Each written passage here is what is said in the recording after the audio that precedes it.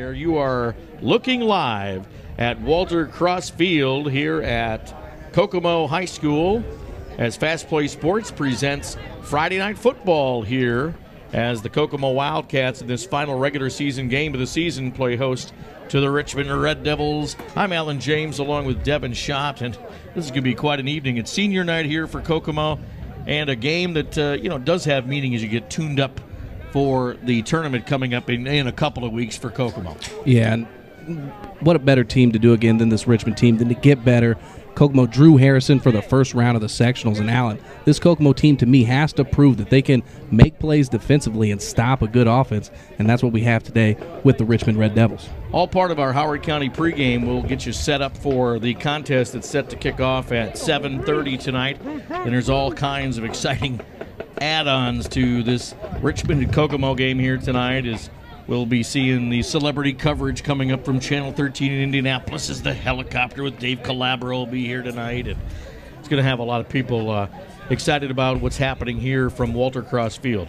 Our telecast is presented by the Kokomo Perspective newspaper and by Xfinity Channel 81, part of Comcast here.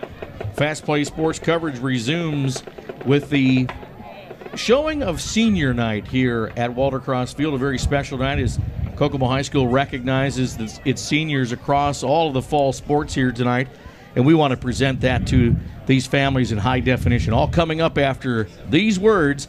1 minute, we'll be back here. We are Fast Play.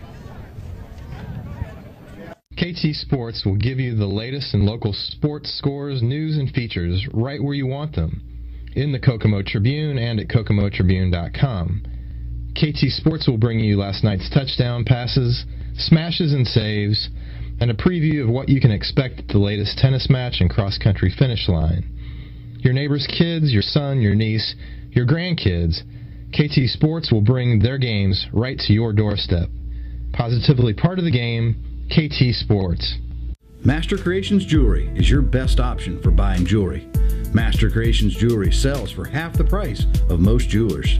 Locally owned, Master Creations makes custom jewelry made for you. Are you also in need of cash? Master Creations buys gold, silver, and your old jewelry. Get the best value from people you can trust.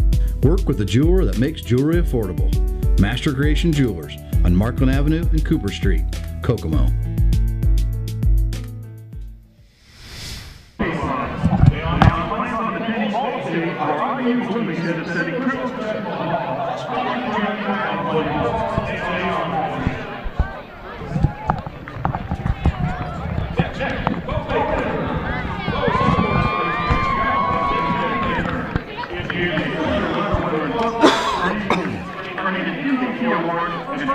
Conference in 2013. At the Rio Letter winner in baseball, second team all conference in 2013.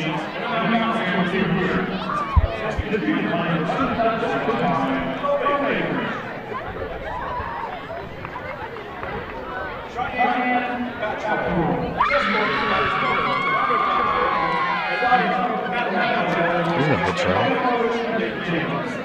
In the 4-year letter run in football, a member of the K Club, academic honor student, and is in the top 10% of his class.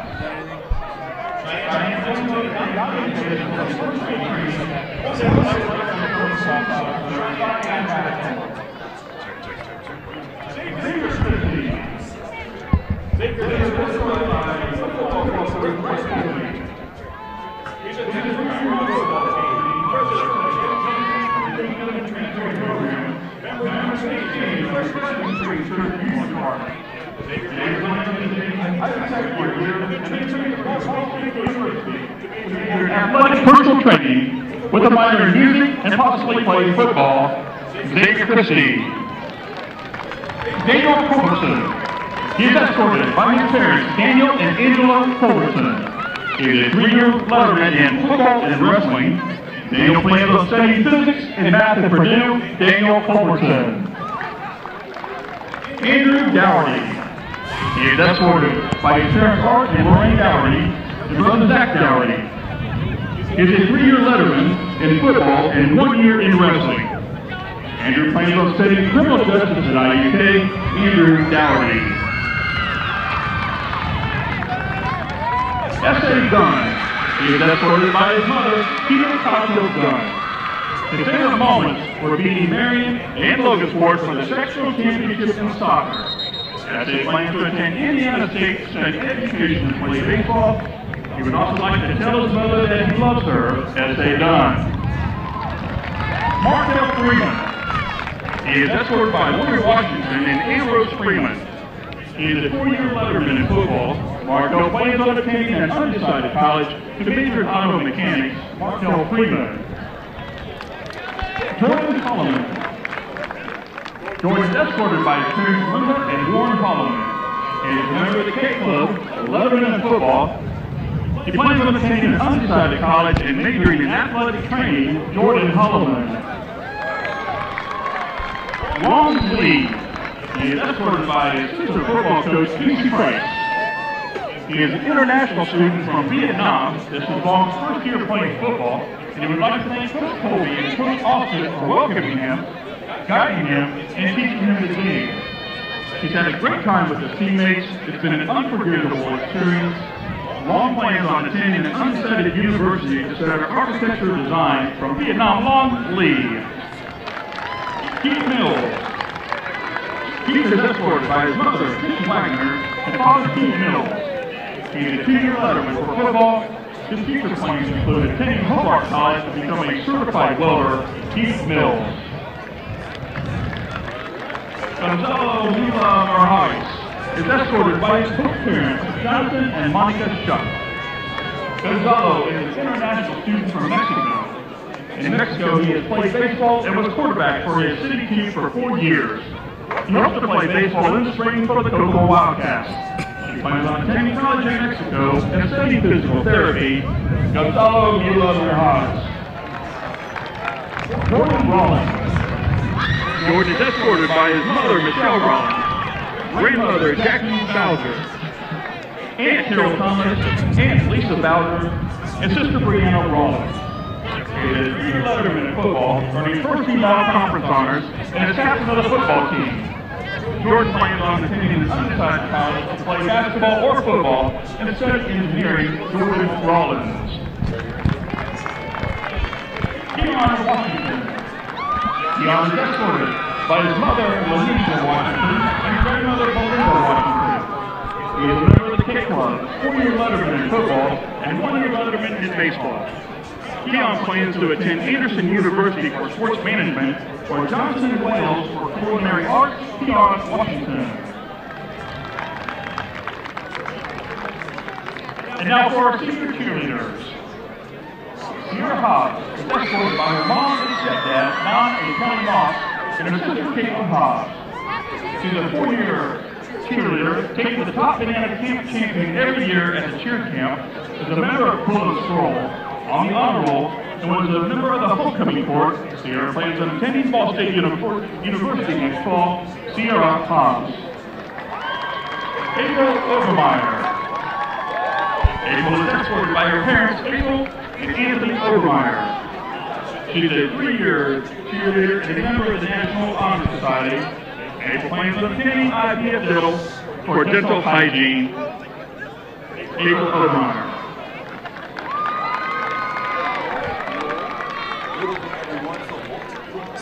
Michaela Stewart. Michaela is escorted by her sister and father, Riel and Michael Stewart, and nephew Kanan Pridemore, and stepmom Casey Ward and brothers. She is a 4-year cheerleader, winning All-American honors in 2012, and has won the Top Spirit Award all 4 years, as well as received the Pivot Forward Award, and is a Script K member. Michaela plans to attend Ball State University to study pharmacology. Michaela Stewart. And finally, we have manager Charlotte Young. Charlotte is escorted by her brother Bruce McDonald and nephew Desmonte McDonald. She is a member of the FPLA, Script Committee, Parents and Youth Advisory Board, Latin Club, and is an academic honor student. She is managed to play basketball, track, and volleyball, and is currently a student trainer for football. Charlotte plans on attending Ivy Bloomington for physical therapy and joining the Army Reserve for their medical programs. Charlotte Young. Ladies and gentlemen, at this time, let's say a big round of applause for the the Kokomo High School seniors. And there you have it, the important ceremony of recognizing the seniors in front of this football game here tonight. I'm Alan James along with Devin Schott as we're doing FastPlay Sports coverage of Indiana high school football tonight. From Kokomo, they play host to the Richmond Red Devils. Share with me that moment that you had senior night. It was probably a bittersweet situation because you had such a great football team. It was probably sad to see it coming to an end. Yeah, it wasn't as bad as sectionals. I'm pretty sure we got the win on my senior night. But it was, it's a good thing to go out there and get the win. A lot of these seniors know this is probably the last time that they will play at Walter Cross Field, considering that Kokomo did not get the home field advantage for first round of sectionals. I understand we are back here for sectional.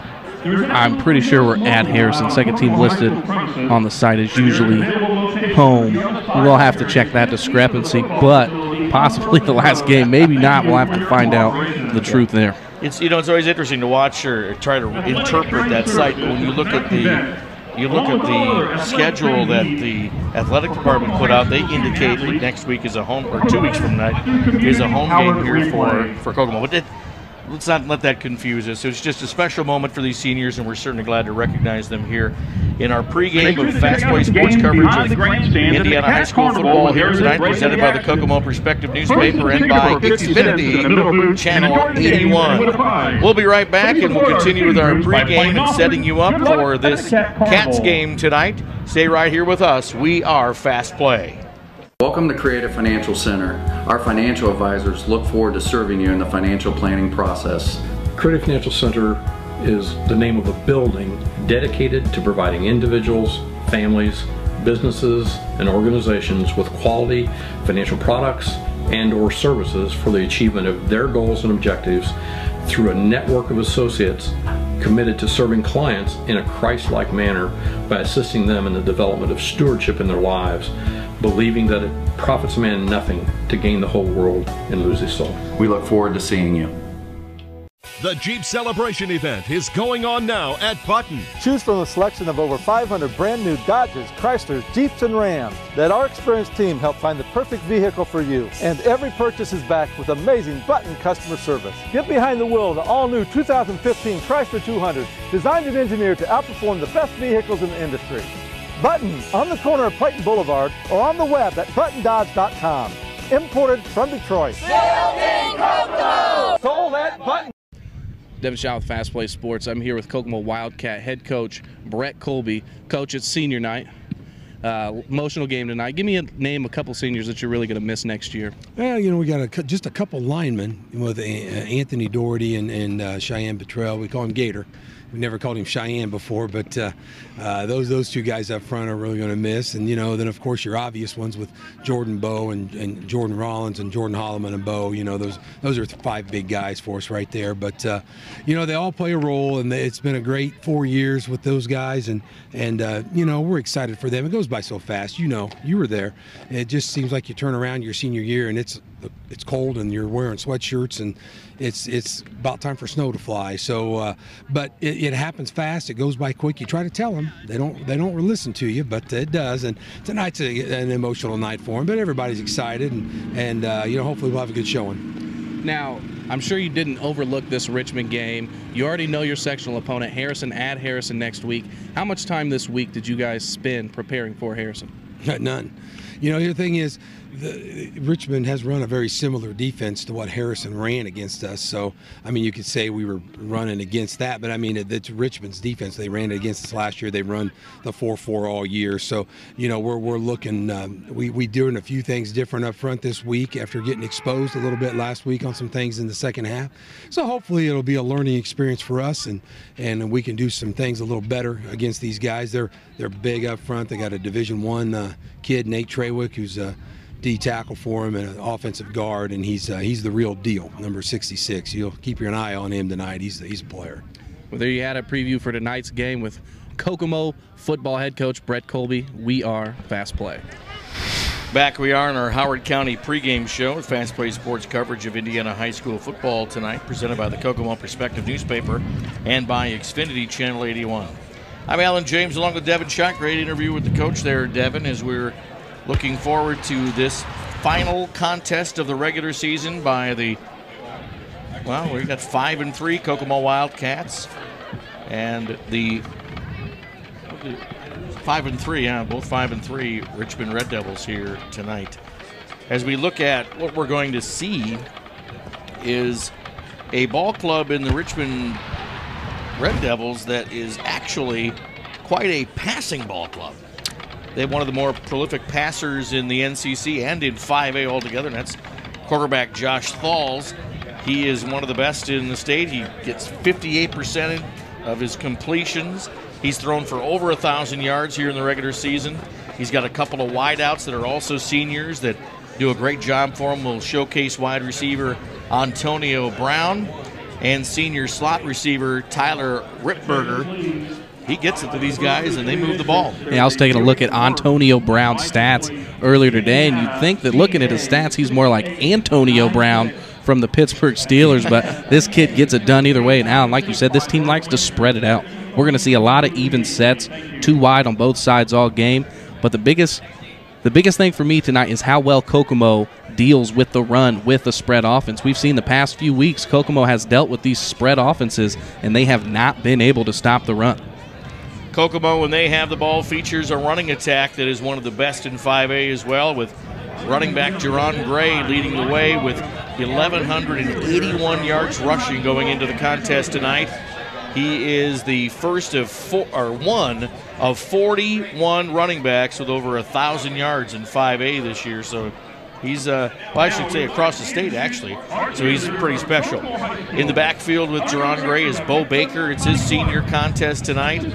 816 total yards rushing. Injured in the game last week, so we'll see how strong he comes back for this game against Richmond tonight. And then, of course, there's fullback Jordan Holloman. He's a senior. 592 yards rushing on the season so far. Kokomo is strong in the backfield. Richmond is strong with the passing game. It's going to be an interesting night. Yeah, we got 3 running backs, Kokomo does, that all rank within the top 10 of the conference. So, I mean, you go down to Jordan Rollins, you look at some of his stats. Some of his stats are what other running halfbacks are putting up in those offenses across the NCC. So Kokomo definitely has the dominant run game. But like I said, the biggest test tonight is how well Kokomo's defense fares. Well, when you look at Richmond's offense, made up of 8 seniors and 3 juniors, goes up against a defensive Kokomo with only 5 seniors, 3 juniors, 1 sophomore, and 2 freshman starters. A lot of different experience right there. On the opposite side, Kokomo's offense has 4 seniors, 5 juniors, 1 sophomore, 1 freshman at quarterback against a defense that has 4 seniors, 5 juniors, and 2 sophomores. Richmond has much more experience, you would assume, with those numbers than Kokomo does going into this contest tonight. But, hey, this is why they play the games. Yeah, it's really anybody's game today. These are 2 pretty even teams, both well-matched. I think Kokomo has the slight advantage, it being senior night. You tend to play with a little more emotion, but it's definitely a good test going into sectionals. Well, the overall record between these 2 teams is they have met in the NCC for a long time. Richmond leads with a 36 wins to 17 wins for Kokomo over the past few years. There was a 11-game winning streak between these 2 teams. It went from 1972 to 1982. So those 11 years, Kokomo couldn't even touch those guys. When you were playing from 05 through about 2011, I think Kokomo won all of those games for those consecutive years. But Richmond has won the past 2 that they've faced against each other. And tonight we'll see who comes out on top. When it comes to the sectional, Kokomo has a bye next week as the sectional tournament will kick off. Kokomo will be playing Lafayette Harrison. Richmond will be playing Indianapolis Cathedral next week. They play on the 24th. Kokomo has the bye. They play on the 31st. We'll talk more about the IHSAA Football State Tournament presented by the Indianapolis Colts coming up, as we'll showcase where our other Howard County teams will be going in the tournament next week. All coming up in FastPlay Sports coverage of Indiana high school football, presented by the Kokomo Perspective newspaper and by Xfinity Channel 81. Stay right here with us. We are Fast Play. Master Creations Jewelry is your best option for buying jewelry. Master Creations Jewelry sells for half the price of most jewelers. Locally owned, Master Creations makes custom jewelry made for you. Are you also in need of cash? Master Creations buys gold, silver, and your old jewelry. Get the best value from people you can trust. Work with a jeweler that makes jewelry affordable. Master Creation Jewelers on Markland Avenue and Cooper Street, Kokomo. The men and women of UAW 1166 are committed to a great product and a great community. UAW 1166 represents the workers at the Kokomo casting plant. Proud to have helped Chrysler resume its role as a leader in the automotive industry. UAW 1166 encourages you to buy what we build locally. Buy Chrysler products. Strength and solidarity, more important than ever. We are here at FastPlay Sports coverage of Indiana high school football from Kokomo tonight, Walter Crossfield.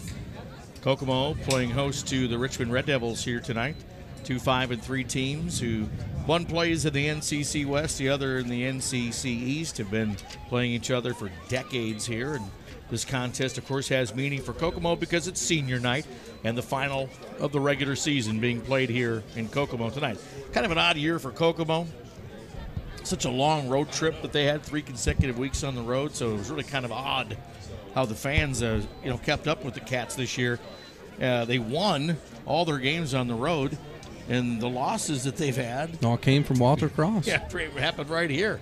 So as the Wildcats get ready for the sectional, they're going to face a team that they saw here last week, and it's going to be one heck of a rematch over at Harrison when Kokomo gets there on Halloween.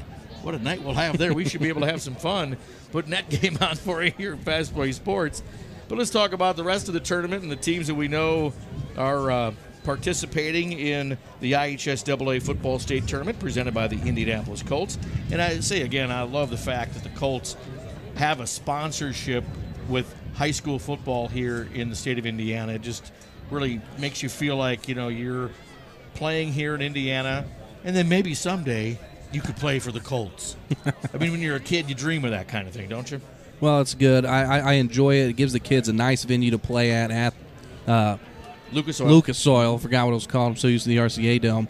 But, the Colts do a lot of things. The Peyton Manning Classic, I remember when Peyton was in Indianapolis, that gives a lot of those smaller schools that don't make the tournament championship a chance to play in a big stadium such as Lucas Oil Stadium. Now, McCutcheon is in the semi-round bracket with Kokomo next week, too. I mean, you got Kokomo Harrison. McCutcheon's going to be playing Westfield. That's going to be a big game because the winner of that will face the winner of the Kokomo Harrison game. So could be another rematch for Kokomo if they can get past Harrison to see McCutcheon again. One would think that they'll have no trouble beating Westfield. Westfield 4-4 record going into tonight's game. McCutcheon is undefeated and probably the favorite. Yeah, I'll challenge you on that because I will tell you that all of Westfield's losses came to 6A schools. They have a tough strength of schedule, so it's really tough to gauge that kind of talent when you're playing some of the best teams in the state. We'll see what happens. On the other side of the bracket, as we get through the sectional, you've got the teams up in Fort Wayne fighting it out. Fort Wayne Northside will be playing Fort Wayne. Fort Wayne Northside with a 2-6 record against Fort Wayne with 7-1. Fort Wayne Snyder is a 7-1 team. They'll be facing Huntington North they'll play on the 31st. Huntington North going into tonight's contest, they have a 4-4 record. The only 5A games in the state that'll go on next week on the 24th are the South Bend Adams Mishawaka game and the Indianapolis Cathedral Richmond game 1 week from tonight. So they'll get the 5A portion of the contest started. See our referees that'll be calling tonight's game here from Kokomo. Let's push on to our county teams that'll be playing in the 1A sectional tournament. The defending state champs, Tri-Central, they play Clinton Prairie. The only loss that Tri-Central had in their regular season so far was to Monroe Central by the score of 26-20. Pretty tight right there, and it's amazing. They're just a stone's throw away from here, and we haven't really given them much love, but I thought we would in our pregame here tonight. They're technically not Howard County, but they're close enough. Well, the Indy area people love to claim Tri-Central now that they won the state tournament, but we'll let it slide. It is a little closer to Indianapolis. Not really. I think we can throw a rock at it from the county line. In 2A, Cass will be playing Tipton. Lafayette Central Catholic is playing Taylor. Eastern's going to play Alexandria Monroe. And of those contests, obviously, Though that Cass-Tipton game would typically be a big one, but I think Cass might roll right through Tipton this year without any trouble at all. 3A, Peru's going to play Mechaniquot. Delta is going to be playing Northwestern. Those are 2 5-3 teams. And then Western also drew a team very similar to themselves in Blackford. They're both 2-6 going into the final of the regular season. So they all have a good shot at winning those first games next week in the sectional, and we wish them all luck as we hope to see a lot of victorious football being played right here in Howard County. We're minutes away from kickoff here from Kokomo as the Wildcats host the Richmond Red Devils. Coming up here in Fast Play Sports, stay right here with us. We'll be back after these messages for the kickoff. We are Fast Play. KT Sports will give you the latest in local sports scores, news, and features right where you want them, in the Kokomo Tribune and at kokomotribune.com. KT Sports will bring you last night's touchdown passes, smashes and saves, and a preview of what you can expect at the latest tennis match and cross-country finish line. Your neighbor's kids, your son, your niece, your grandkids, KT Sports will bring their games right to your doorstep. Positively part of the game, KT Sports. Welcome to Creative Financial Center. Our financial advisors look forward to serving you in the financial planning process. Creative Financial Center is the name of a building dedicated to providing individuals, families, businesses, and organizations with quality financial products and or services for the achievement of their goals and objectives through a network of associates committed to serving clients in a Christ-like manner by assisting them in the development of stewardship in their lives, believing that it profits a man nothing to gain the whole world and lose his soul. We look forward to seeing you.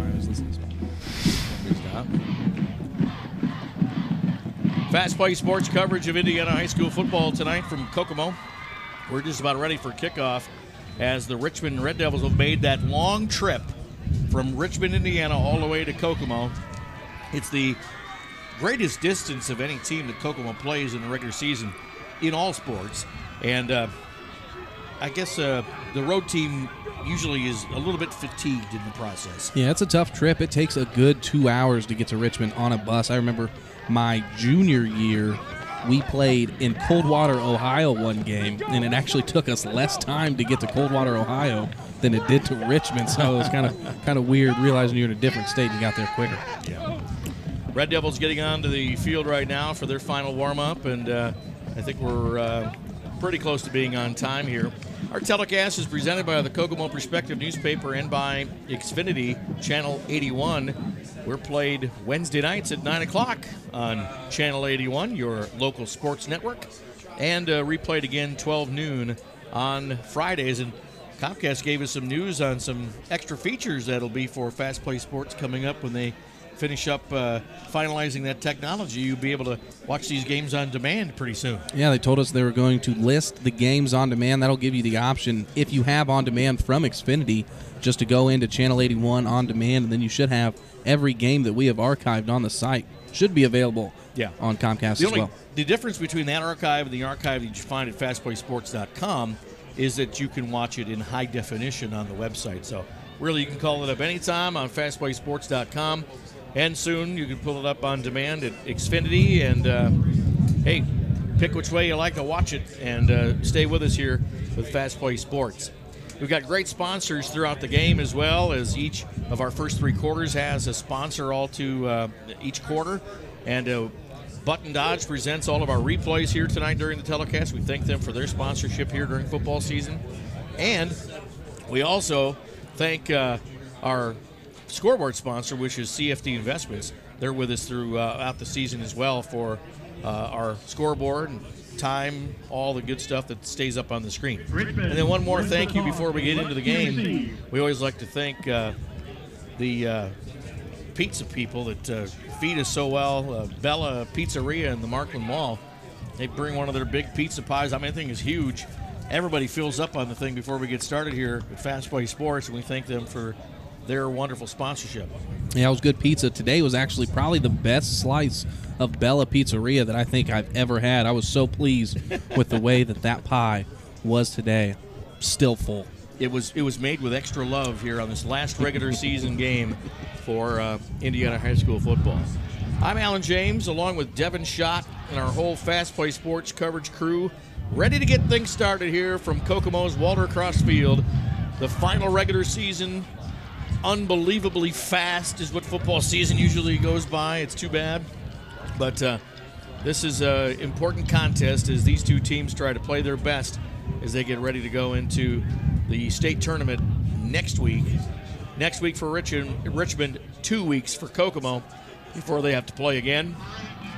And here we go as Dunn gets ready to kick it off for Kokomo, and the wind knocks that ball down a little bit, gets it to about the 23-yard line, where number 5 for Richmond, Trey Sanders, got the kick return. Didn't get very far, and the coverage crew got right on him from the Kokomo Wildcats.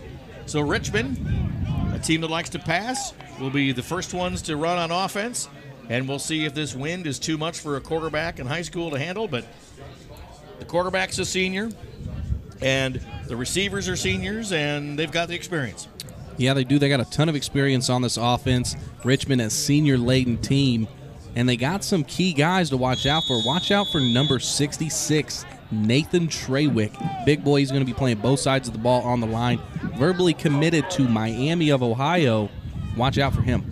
Number 14, Thrall, the quarterback, is back to pass on first down. He's out to his receiver, number 17, Devon Mack, but he drops that pass. Incomplete on first down, and they come right back to the pass in this offense that's been known for the pass so far this year. Well, they're throwing downwind right now, so advantage is slightly in Richmond's favor if they want to throw the ball deep downfield like that. Nice job, Kokomo, stepping up early, but just a drop pass from being a 15-yard gain. So now they hand off up the middle this time, but that's going to be tripped up right away by the freshman linebacker, Noah Herlock. Very small gain on second down, maybe a yard, so 3rd and 9 is coming up for Richmond. And that's one of those big things that I said to watch for today was Kokomo's defense against the spread offense run. They had not been able to stop the run right up the middle against spread offenses for the past few weeks. Right there doing a good job setting up 3rd and long. Back to pass this time. Pressure from Kokomo, gets to him, and he's sacked. Number 76 for Kokomo, that's Cameron Fitz. He gets into the backfield and sacks Falls, and that's going to bring up 4th down for Richmond. It's going to be a 3 and out for the Red Devils. Kokomo about ready to receive the punt. Nice tackle. I don't know if that was necessarily a sack. He might have crossed the line of scrimmage, but I think 27. You did get a yard or two on that. 27 tackles on the season for Fitz. Nice job by the young man. Rollins and Aldridge back there to receive the punt, which should catch some wind and get some decent distance. Rollins gets it at about the 38, and decent punt return team for Richmond stops him at the 42-yard line, and that's going to be where Kokomo is going to set up on offense for the first time. Trying to respond to a defensive stand that was pretty good to get started because Richmond came out throwing 2 out of 3 downs. Well, Kokomo all year has not had much trouble on their opening drive. Kokomo has scored 7 of 8 opening drives on the season, so the problem for Kokomo is not getting it done early, it's getting it done late. Freshman quarterback Kyle Wade brings the team to the ball for the first time here in the game. Holloman in the backfield with him. Jerron Gray, number 1. Bo Baker wears number 3. They get out to the right side and block for Holloman. Did he have the ball, or did Jerron Gray get that one? I believe Jerron Gray had it. And that's just the 3 yards in a cloud of dust that this Kokomo offense is, but it's a great job. Nice pickup of almost 5 yards on the first play from scrimmage for Kokomo. 2nd and 5 coming up for Kokomo, and that cloud of dust is suppressed by a good, strong northwest wind blowing across our field here tonight. As this field, Kokomo's offense looking north right now. Put Bo Baker in motion. He comes to the left side here to the strong side, and that great penetration by Richmond's defense that time as the linebackers did not give up any edge, and Bo Baker goes for about a 3-yard loss. Yeah, he just tried to get to the outside. Nice contained by Richmond's defense. Didn't look like there was necessarily a hole inside for Bo to take. Not much there for the running back. As we said in the pregame, lots of seniors and juniors on this defense for the Red Devils. Andrew Rice, number 34, of course, didn't give up the edge there. He's a senior for the Richmond team. Back to pass goes Wade. He's looking as he rolls right. He's got Kenner wide open, but he doesn't get the ball to connect. Thrown a little long for Marcel Kenner to catch the tight end. Comes up limping a little bit as he went out of bounds after the incomplete pass, and that's 3 and out for Kokomo on offense, too. Well, the second time all season Kokomo hasn't scored on their opening drive. I think we're going to have a defensive battle here today at Walter Cross Field. Coach Colby would definitely look at assignment football here, and when you're bunched up in that double wing that they run, everybody's got to put a hat on a hat. And that play against when Bo Baker ran it on second down, man, I tell you, they had 2 defenders that ran loose off their blocks, and they were not accounted for by the offensive line, and that probably is what stalled that particular drive for Kokomo. As the punt is not going to be touched by Richmond, Kokomo will set the ball with the Richmond offense starting on the 28-yard line. As we said earlier, the senior that's committed to Miami of Ohio, he's a big guy. And from what I'm understanding is that they might be double-teaming him all game, so watch out for that. That's not usually, with the technique he's playing, what Kokomo does offensively. Josh Thrall hands it off this time up the middle. Tiny bit of running room there for the back, Tyler Ripberger. But that is another short gain on first down for Richmond. And they give him 5 yards on first down after all. And I guess that was Parker. Was it Parker Holland that actually carried the ball on that last play for Richmond? Now a timeout is called. Is this an official timeout?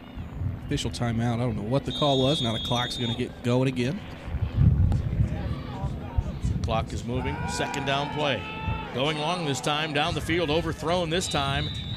Good tight coverage for Kokomo as Dayon Aldridge in the coverage of number 23, Antonio Brown. This is one of those receivers that you got to keep an eye on from Richmond. Well, Richmond's quarterback just looks to be a little bit deep on his passes. Both passes thrown earlier in this game, but look at the wind. If you take a look at the goalpost and see the strips blowing in the air, I don't blame him for being long because that wind is blowing hard downfield. 3rd and 5. Here we go. Another pass play. This one is still incomplete. Told to follow that ball and pursue the ball carrier, and they're meeting our Kokomo runners typically at the line of scrimmage, and they have to fight their way for any yardage so far here in the first quarter. We were asking why they're having trouble running to Bo Baker's side, and I believe that's because the backside's having trouble with Nathan Trawick on the backside. When he is getting penetration, he disrupts that entire play from the backside. That's a big football player who's been looked at by college. Teron Gray makes a nice move. He's trying to get past the edge, and once again, the incredible pursuit. And Tyle Ripberger once again for Richmond, who's playing both ways here tonight. He's a guy that is making the pursuit happen and keeping Kokomo to short gains here so far in the first. Kokomo's had a lot of success running to the side of the field that Nathan Trawick is on.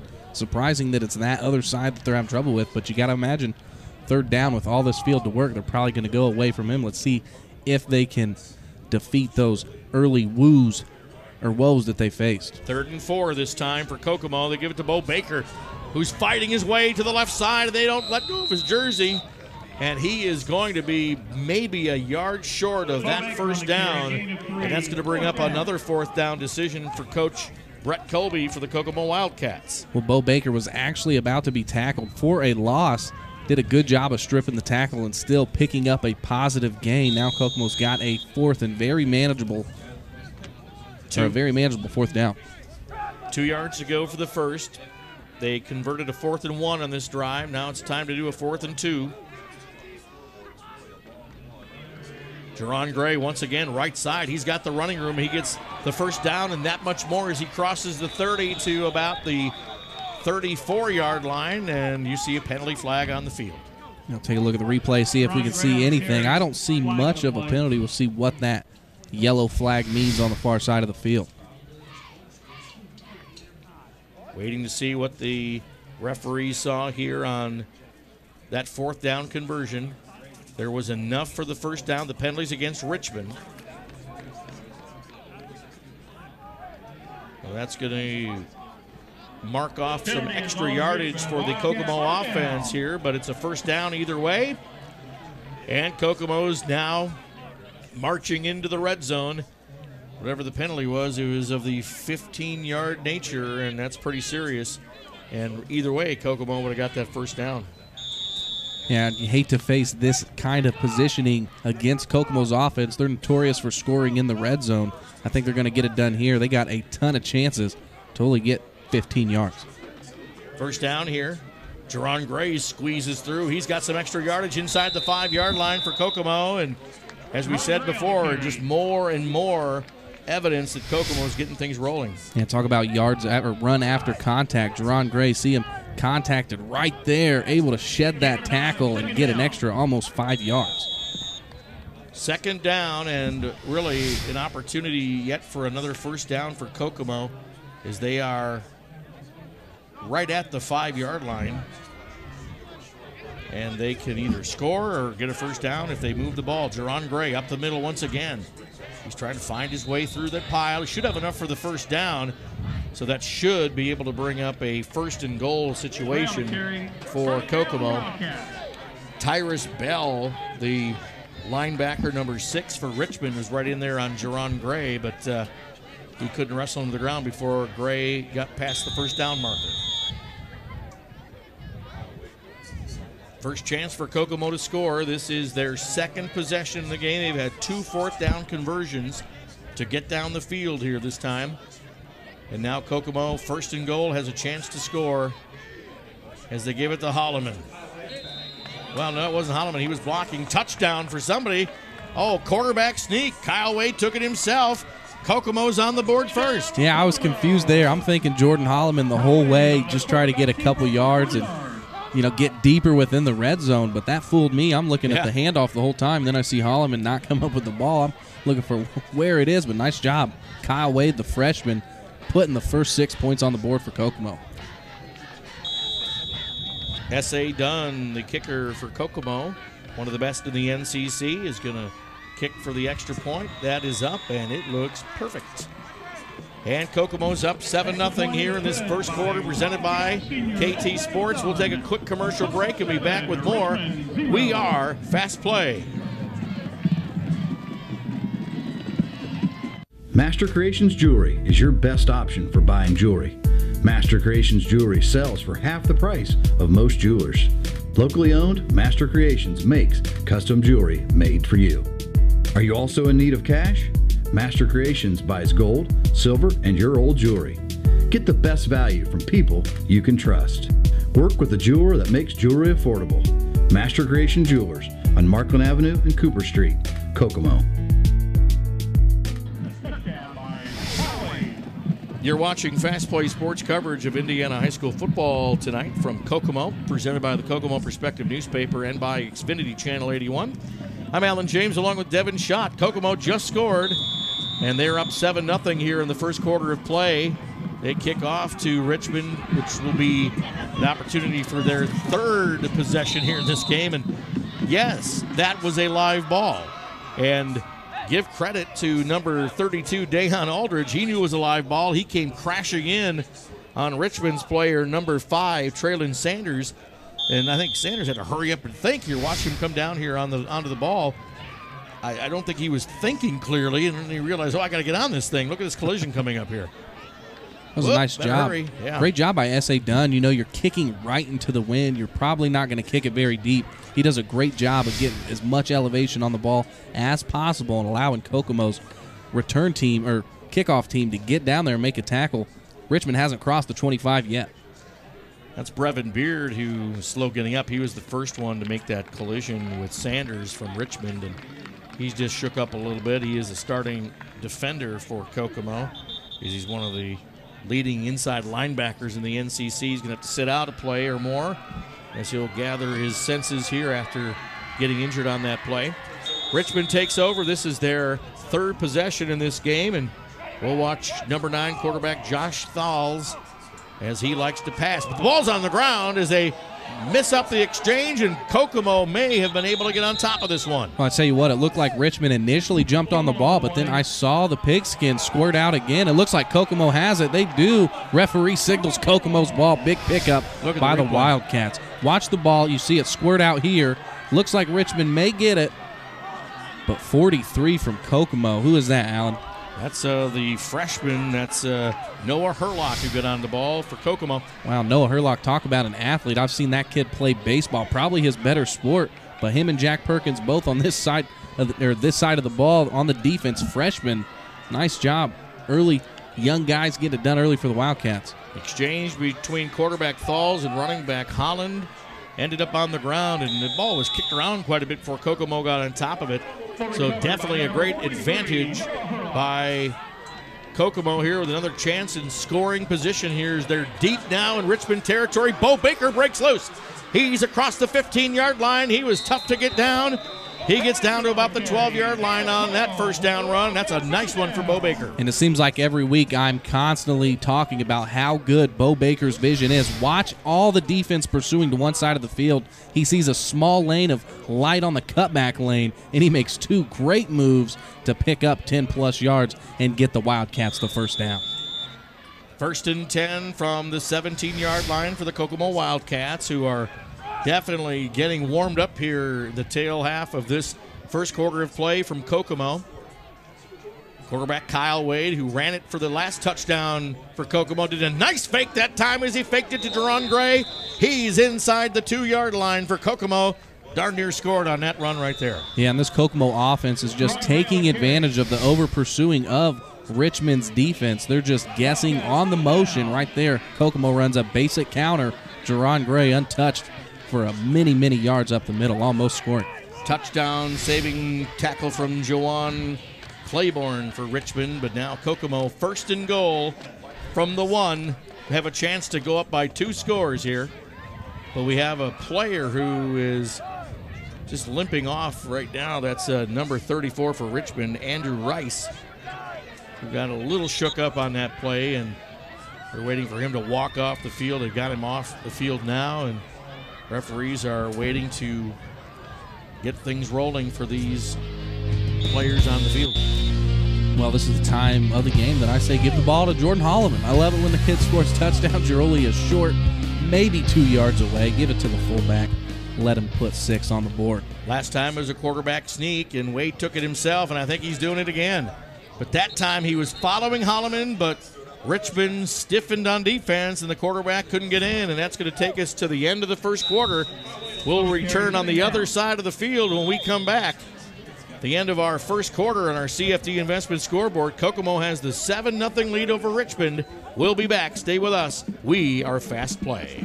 Men and women of UAW 1166 are committed to a great product and a great community. UAW 1166 represents the workers at the Kokomo casting plant. Proud to have helped Chrysler resume its role as a leader in the automotive industry. UAW 1166 encourages you to buy what we build locally.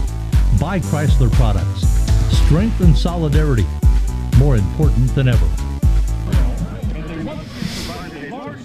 Back to live action here at FastPlaySports.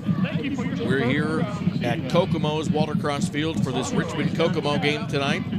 We begin the second quarter of play, and our second quarter is presented by Kokomo School Corporation. Kokomo Wildcats are on the 1-yard line. Second down is coming up, and this is all after a fumble recovery by Kokomo. Set the ball up in Richmond territory, and Bo Baker got him closer to the end zone. Jerron Gray almost got it in the end zone, and quarterback Kyle Wade couldn't quite get it in the end zone on first down, but you and I both know that the fullback, number 44, Jordan Holloman, is probably the best one to call for this particular duty, and we'll see if they give the ball to him this time. And they do. There's Holloman for the touchdown. Just like that, Kokomo's up 2 scores. They should have went with that call the first time, trying to give Kyle Wade a little too many points today. I'd like to see Jordan Holloman getting some points. The young man deserves it. Had an amazing senior year from the fullback. Well, really, the entire trifecta of running backs for Kokomo have had a fantastic season. and you just never know. I mean, we have seen this team be just a machine on a Friday night, and then like last week against Harrison, they were just lethargic. And what happens, like any time when you're playing this game of football, you end up with no good on the. Was he wide? He was wide left on the extra point. I missed that wide left on the extra point, so that makes the score Kokomo 13, Richmond nothing. We'll take a quick commercial break. We'll be back more here with FastPlay Sports coverage of Indiana high school football. We are FastPlay. Welcome to Creative Financial Center. Our financial advisors look forward to serving you in the financial planning process. Creative Financial Center is the name of a building dedicated to providing individuals, families, businesses, and organizations with quality financial products and/or services for the achievement of their goals and objectives through a network of associates committed to serving clients in a Christ-like manner by assisting them in the development of stewardship in their lives, believing that it profits a man nothing to gain the whole world and lose his soul. We look forward to seeing you. FastPlay Sports coverage of Indiana high school football from Kokomo tonight. Another Kokomo score. They're up 13-0 on our CFD investment scoreboard, and they're kicking off to Richmond for their fourth time with the ball here in this game. I like the opportunity to break free. He's crossed the 50-yard line. Who's going to catch him? Finally tripped up on by S.A. Dunn. The kicker finally tripped up the return man, who was Tyler Ripberger for Richmond. No, I take that back. It wasn't Ripberger, it's Holland.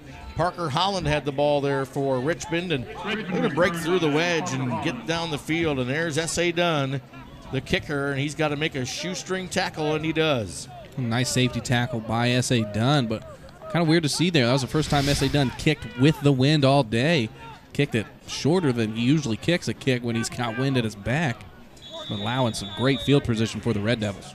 Richmond's in Kokomo territory after the kickoff return, and from the shotgun, they're going to hand it right off to Parker, who just had the ball, and he has a nice first down gain, the first big play that Richmond's had, and they're looking for their first down in this game. They haven't had one yet. And that's been the tail of the tape for Kokomo all season long. They step up defensively early in the game, and it seems like slowly as the clock winds down throughout the game, they just begin to let up. Quarterback Thals, he gives off again to Parker Holland, who is across the first down marker, and that's Richmond's very first down of the game. And that is the first time the sticks move for Richmond, and now they're showing signs of being able to move the ball. Yeah, only 8 yards gained total on the ground until this drive started, already demolishing that. Richmond looks pretty good. Shotgun again, handed off to Holland once again. Runs through one tackle, gets through a couple of more, and he's across the 10-yard line, gets it down to about the 8-yard line of Kokomo, and that's another first down for the Richmond Red Devils. Kokomo having trouble stopping this run. Against these spread looks, it just seems like their interior does not get the push needed to disrupt plays in the backfield. You'll see here, Richmond's running back just getting to the edge, shedding the tackle, picking up an easy 10 yards. Yeah, Keon Washington, number 2 for Kokomo, missed his chance for a tackle, but this time they get right on Holland as he gets across the line, and see who was it Herlock that made that tackle this time? One of the linebackers for Kokomo? Yeah, freshman Noah Herlock making a few tackles early in this game. I don't believe that he has started all season. He might have just been thrown into this defense, but good to see a freshman making some plays. And up the middle they go against Kokomo, and they're getting inside the 5-yard line now, looking for their first score in the game. And it's just been one handoff after another to Parker Holland for Richmond, that number 10. You see him on the screen right there, no huddle offense. And now a timeout is called, and that's an official timeout. Like they want the play clock to be restarted here and adjusted, and now we'll get this third down play underway. 3rd and 2. And really it's 3rd and goal basically for Richmond. He's been in the shotgun formation, has been handing off exclusively on this drive, and Kokomo stops him short. Nice tackle on the play by number 67, Markel Freeman for Kokomo. By number 67, That's a big third down stop for Kokomo. Easily a 4-down situation here. Less than a yard to go for a score, but applaud Kokomo's efforts on third down. Last week allowed 9 of 13 third down conversions. Kokomo doing better today. This time Thalls is under center. He's going to try and take it himself, and it's enough for the touchdown as the quarterback sneak gets it done, and Richmond's on the board here in the second quarter. Well, the initial push looked like maybe Kokomo had him stop just a tiny bit short, but push from the back comes in. What I like to call the Reggie Bush push allows Richmond to put 6 in. Richmond hurries up to get into a strange formation for this extra point. And, you know, it's one of those formations that you have to, and there's a penalty flag coming out now. I don't know if. Probably a late false start, legal motion, something. Yeah. Seen a lot of this at the Western games, these weird, funky sets, man. I'm telling you, just kick the field goal.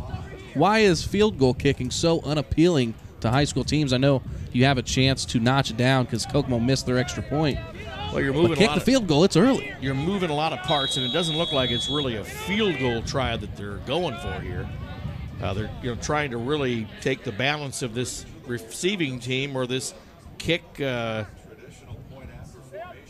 goal line defense, whatever you want to call it. This time now they look more like they're going to try for the 1-point conversion try. The kick is up, and it's good.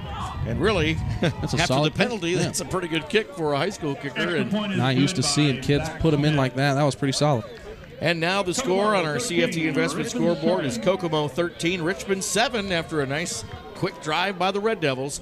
We'll be back with more from Kokomo coming up. Stay here with us. We are Fast Play. KT Sports will give you the latest in local sports scores, news, and features right where you want them, in the Kokomo Tribune and at kokomotribune.com. KT Sports will bring you last night's touchdown passes, smashes and saves, and a preview of what you can expect at the latest tennis match and cross-country finish line. Your neighbor's kids, your son, your niece, your grandkids, KT Sports will bring their games right to your doorstep. Positively part of the game, KT Sports.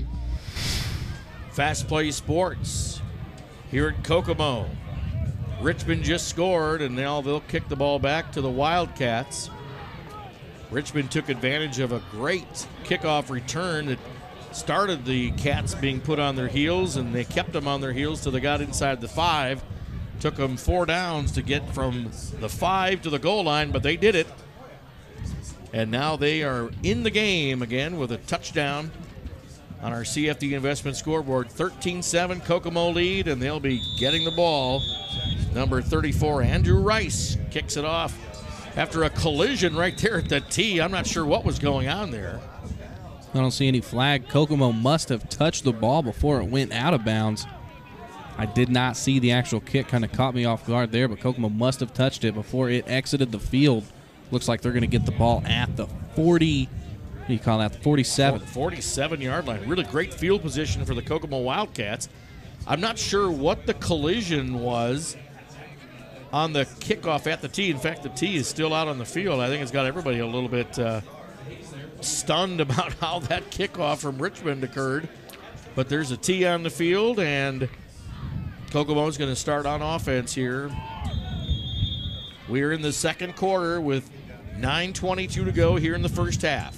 Jerron Gray gets the pitch in motion right up the middle. He's got some running room.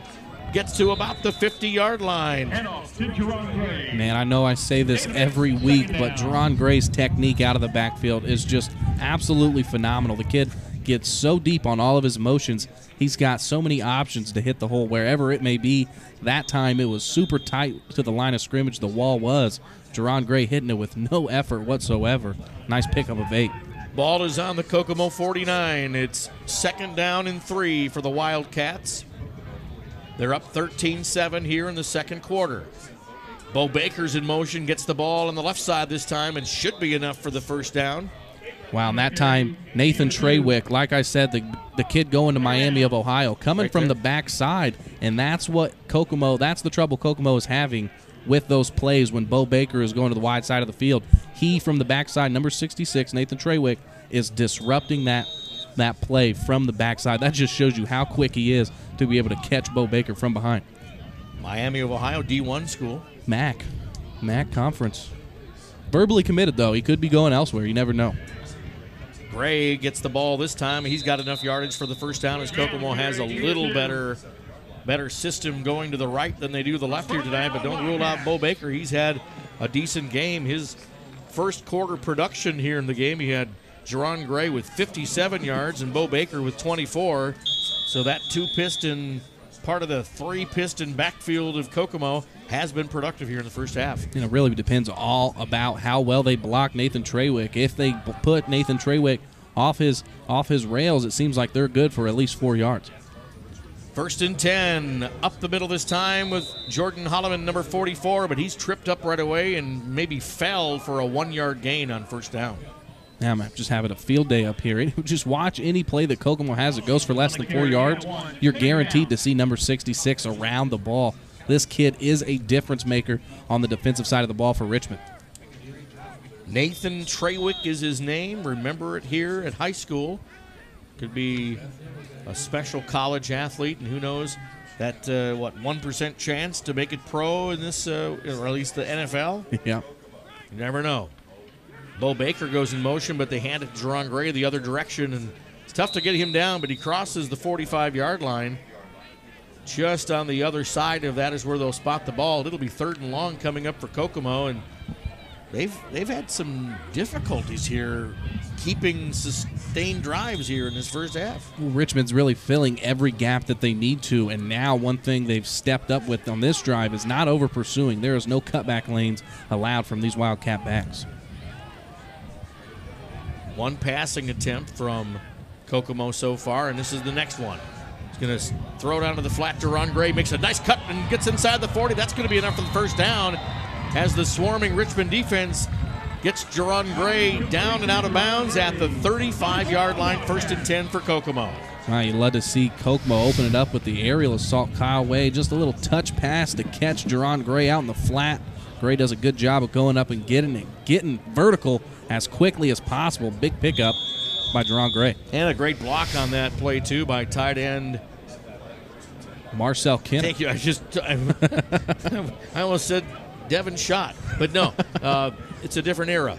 Bo Baker's got some room on this side. He's got his quarterback blocking for him. He tries to get around the left edge, and he has a decent gain on first down, but look who is leading the way, number 7, Kyle Wade. Yeah, my eyes right there were on Trawick and how Kokomo dealt with him on that block. If you can see the replay, Kokomo did a great job on their dealing with him. You'll see 66 just falling to the ground, making no impact on that play whatsoever. But look at Bo Baker using his blocker as cover, able to shed the block, get away. Nice job, Bo Baker. Pickup of 6+ as you hear the chopper leaving. Yeah. See you later. It's certainly a distracting sound hearing the helicopter from Channel 13 going up. But this is 2nd and 5 for Kokomo. They'll give it to Jordan Holloman. No, I'd say it's a keeper from Wade. Wade gets the ball across the 20-yard line. That's going to be a first down for Kokomo. They've really been disguising the ball in this Kokomo play selection, and they're really trying to keep those linebackers on their heels. Yeah, I believe that was a joker call, I believe, is what that quarterback keeper play used to be called back when I was here donning the jersey. But I'd like to see a quarterback be able to run that play. It just opens up the options that you have offensively when your quarterback can keep it. It makes it that much tougher for your defense to play assignment football. Kyle Wade had the touchdown run for the first score for Kokomo tonight, so he's had a pretty interesting night with the football. And this time it looks like Jerron Gray gets the carry, and the pile gets closer to the 15-yard line. We're going to mark it as probably about a 3-4 yard gain on first down, and 2nd and manageable coming up for Kokomo as they're at about the 16-yard line. This is just stereotypical Kokomo offense right here, dominating the time of possession and just marching down the field, keeping the ball in their hands as long as possible. I like the way Kokomo looks right now. Momentum-wise, this is an important drive for Kokomo because if they can score, that's the pace they want to have here against this Richmond team that's very formidable. But there you go again. On the left side, Bo Baker has trouble, and who's right there? Nathan Trawick catching him from the backside. Alan, it's tough to make that backside. We call it a shoe shine block. So you have your tight end or I guess with the scheme they're going with on Treywick, someone has got to make it's a block where you go on all fours. It's a block that I'm all too familiar with, and you have to just cut off that defender. If you do not account for that unblocked defender, he's going to make that tackle every play from behind. 3rd and 7 for Kokomo, and they've been successful running the ball here tonight. Kyle Wade is, 1 for 2 in passing, and the last time he threw the ball, it went to Jerron Gray, and Gray got out into the open area and got the first down. So we'll see how nervous Coach Colby is as he calls timeout. We'll take a quick commercial break and be right back. From Kokomo, stay with us. We are Fast Play. The AP Tip-In is a training and incentive program for teachers and students to help increase AP scores in math, science, and English. A year before the grant, we had 79 passing AP scores in math, science, and English. In year 1 of the grant, we increased that to 139. Our enrollment has gone from 353 in math, science, and English last year to 489 this year. Kokomo School Corporation, our second quarter sponsor here of FastPlay Sports coverage of high school football tonight. Kokomo High School's Walter Cross Field is where we are. The Richmond Red Devils have traveled a long distance to be here for this final regular season game tonight. Kokomo is in the lead on our CFD investment scoreboard, 13-7, and there's 3:41 to go here in the first half. Big 3rd down play for Kokomo right now. Yeah, Kokomo's got to get at least 4 yards here. You want a manageable 4th down. Definitely a 4-down situation here, but you got to pick up something positive. Wade hands off. No, keeps it, and he's not going to get near that first down. Maybe back to the previous line of scrimmage. As could we see a field goal now? Is it too out of your range? I mean, you're looking at a 30-some yard field goal. Is SA done capable? Kokomo looks like they're probably going to keep their offense on. I want to see some field goals. Alan, where are the high school field goal kickers?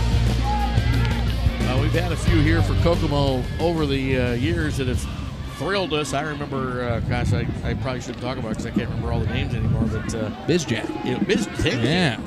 At the Marion game. At Marion. Game-winning field goal. Oh, yeah. That was exciting. Thank you for remembering that. Jerron Gray gets the ball on the 4th down play, and he is tackled for really after a short gain, and that is going to be it for Kokomo on this possession.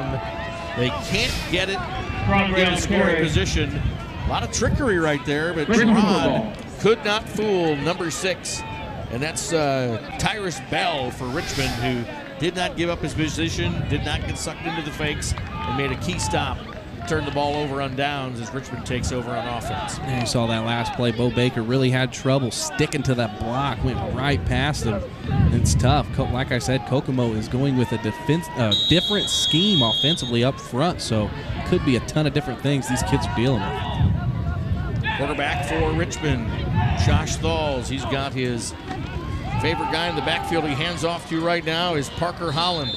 Holland did most of the damage on their last scoring possession as they were able to get on the board with 7 points after a nice punt or kick return that time. And this time really no gain on 1st down. Kokomo was expecting him, but the ability of Richmond to pass, I think that's why the Kokomo defense is somewhat on its heels, not ready for these handoffs. Now he's back to pass. He's going deep this time. Overthrows his intended receiver that time. He was trying to get it out to Tyler Ripberger, one of those key receivers that he's had such a good season with. Tyler runs his receiving routes out of the slot, and that senior had no chance of getting that pass. Yeah, Kokomo's coverage downfield is pretty good. This is a speedy Kokomo defense, not too much size. So the trouble is stopping the run, not really stopping the pass. But Kokomo doing a great job of stopping the aerial attack early. 3rd and 10 for Richmond. Back to pass. Thralls goes, it's tipped, but a tip right into the hands of Ripberger. He catches it. He's still on the run. He's got the 1st down, and he's finally pushed out of bounds just past the 30-yard line, but the ball was tipped, and he still caught it. Yeah, look at that move by Ripberger. Check the replay out here. After he catches this pass out in the deep flat, he makes a nice move, making a Kokomo defender miss. Yeah, called it right, tip there, but watch this move. Stops, breaks down, Just blowing by the defender. Nice move. Dan Aldridge just got his cleats went out from underneath him on that one. First down for Richmond now. They've got the ball at the 29-yard line, 1st and 10, but now the clock becomes an issue for the Red Devils. Up the middle, nowhere to go that time, maybe a couple of yards on the carry, and that would be Parker Hall, number 10 once again. He's been doing the bulk of the work for Richmond here in the second quarter. That's a good job of keeping the play inside, forcing a tackle, only giving up a yard maybe, but most importantly, keeping that clock moving. Cool night here at Walter Cross Field, but the coach is still wiping the sweat off his head. Now he's back to pass deep again. This one's got a chance. Oh, I got it. Well, they're going to call it incomplete. It looks like they kind of got their feet tangled up. No interference on the call, and it's going to be an incomplete. Yeah, I totally agree with the call. You'll see it here. Both players, in my opinion, are making a play on the ball. No touch from I can't remember. Keon Washington. Right. No touch of the defender. He just went straight for the ball. 3rd down. Here we go. Back to pass. This time he finally, off the hands. Out in the receiving route that time was Parker Holland. Was that Holland or was that the receiver 18? It's hard to see his number from here, but number 18 would be Brendan Haig, perhaps, the intended receiver. I think he was the one he was trying to get the ball to, and that falls incomplete. Now they're going to punt here on 4th down. Kokomo's got some great return guys back there. Watch out for Rollins. He could be deadly. As I hear the Richmond announcers, Ripperger is how you say his name. He just punted the ball for Richmond, and that ball is pretty much called dead at the 39-yard line with 1:26 to go here in the first half. Kokomo could come out and do some finesse that could get them a score here if they feel lucky. They got the wind at their back. Well, you think they got the spread offense to go to under their belt. This is the perfect situation for it. You're under 2 minutes. You have 60 yards to drive. You can do it in 1:28. I don't know how many timeouts Kokomo has left. Probably 2. I can only remember Kokomo using 1, so it can be done. But they're gonna send 1 wide. So a different formation of the wing T here. They got 1 wide. Holloman is the one that's wide, too. That's strange. He's going to get out there and block as Jerron Gray gets around the left edge of that Richmond defense, but dragging Jerron Gray out of bounds is Jawan Claiborne. And it's going to be a 4-yard gain for Kokomo on 1st down. You said it's weird to have a big body like Jordan Holloman out there, but not when you're running a crackback block trying to get to the outside with Jerron Gray. Nice play by Kokomo. I like the difference in looks here, changing it up, making the defense guess. Going with something Rich probably did not prepare for and something we might see come sectional time. Cats with the ball on the right hash mark right now. 2nd down and 5. Of course, that last play stopped the clock at 1:22, so we can see Jerron Gray get the ball as he's trying to make his way through traffic. And there's that number 66 again, this guy we've been talking about from Richmond, Nathan Trawick. This is a college-bound defensive lineman, and he is certainly a handful for this Kokomo offensive line. Yeah, he's definitely a man amongst boys out there, and that's why Kokomo's putting a lot of double teams on him. They got to account for the athleticism and size that this guy presents. And Kokomo, for the most part, doing a good job so far. Well, I think they are moving Trawick in that defensive line. He's on sometimes the right end. This time he's going to be the left tackle on this play against Kokomo. 3rd and 4. And this will be another running play. This looks like it has enough for the 1st down. I think Wade kept it on that. Nope, they gave it off to Jerron Gray. And it's amazing how this junior running back for Kokomo can make his way through. 5'8", what is he, 180 pounds soaking wet. He just meanders right through the crowd with enough yardage for the 1st down on that play. It really fits right behind the huge wall of blockers that this offense allows. It's crazy just to see Jerron Gray disappear and then reappear and gain 50-plus yards sometimes. Timeout on the field. We'll take a quick commercial break and be right back. You're watching Fast Play Sports. We are Fast Play. The Jeep Celebration event is going on now at Button. Choose from a selection of over 500 brand new Dodges, Chryslers, Jeeps, and Rams. Let our experienced team help find the perfect vehicle for you. And every purchase is backed with amazing Button customer service. Get behind the wheel of the all-new 2015 Chrysler 200, designed and engineered to outperform the best vehicles in the industry. Button, on the corner of Clayton Boulevard, or on the web at buttondodge.com. Imported from Detroit. Built in Kokomo. Sold at Button. FastPlaySports Friday Night Football from Kokomo. Trailing, or tail end, we'll call it here, of the first half of play. 34 seconds remain in this second quarter. Kokomo with a 13-7 lead over Richmond on our CFD investment scoreboard, and the Cats are going to spread it out here on first down from the 50. You risk a turnover here. I don't know, bold call from Kokomo. See if it can allow them to pick up some yards. But right there, like I said, you do not want to give up a pick and allow Richmond to possibly score. That could hurt you bad. Quarterback Kyle Wade tried to get it out to Jordan Rollins, number 20, and boy, there was a lot of traffic between the quarterback and the receiver. Ball falls incomplete. 2nd and 10 coming up, and we'll see if Kokomo wants to give it another try. Well, they definitely want to work on this because this is something that you might have to go into come sectional time if you're facing a deficit. So I like Kokomo working on it, but I just hope it doesn't bite them bad here. Trips to the left, and then you've got number 12 who likes to come out in these situations for Kokomo, and it's a chance to catch it. He's got it. It's going to be for a touchdown. Score! What a play. Jordan Matthews on the right side. We thought that might be his intended receiver, and he hooked up and got the touchdown. I tell you what, Kyle Wade, the freshman, recognizing that he has man cover with possibly his best receiver, and Jordan Matthews just doing a good job beating the defender out the blocks. Look at that ball by Kyle Wade. Threw it exactly where it needs to be, over the shoulder. Matthews going up and catching. Nice catch by number 12. Shedding the block. Nice touchdown. Oh, that's not Matthews. Sorry, that's number 12. Jordan Matthews. Sorry, I was thinking Rollins. You got Jordan Matthews, Jordan Rollins. It's so confusing, but nice job, Jordan Matthews. Great play by him. I'm sure we'll see more of him come basketball season. Now the Cats will go for a 2-point conversion here with just seconds left on the clock here in the first half.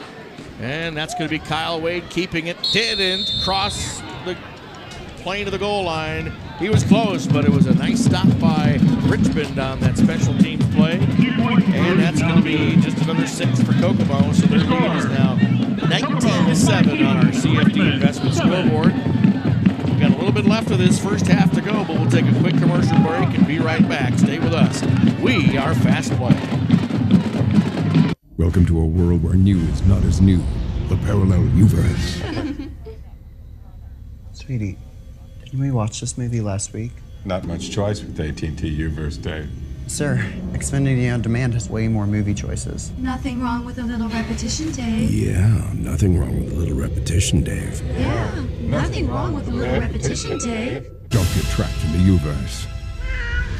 Get 3 times more movies with Xfinity On Demand from Comcast. Wade hit somebody.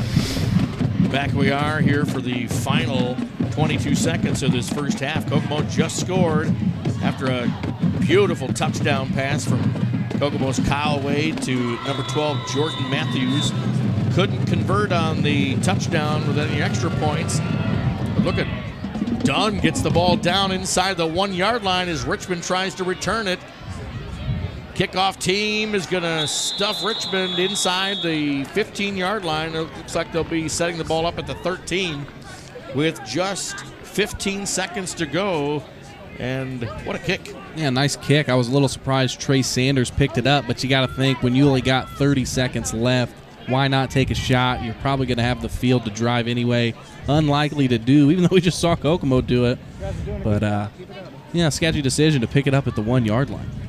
Well, we talked about Richmond and their passing game coming into this game, and it's been a little bit beat up as quarterback Josh Thalls has not been able to connect with his favorite receiver, Antonio Brown. And look out for him and Tyler Ripperger. He's the other guy he likes to go to in these passing downs. We'll see what they want to do now. Under center, and he's just going to allow the clock to run out here for the end of the first half. And it's been a Kokomo first half of play as they have the lead here as we get ready for halftime. On our CFD investment scoreboard, Kokomo 19, Richmond 7, and our UAW 1166 halftime show is coming up right after these words. Stay with us. We are Fast Play.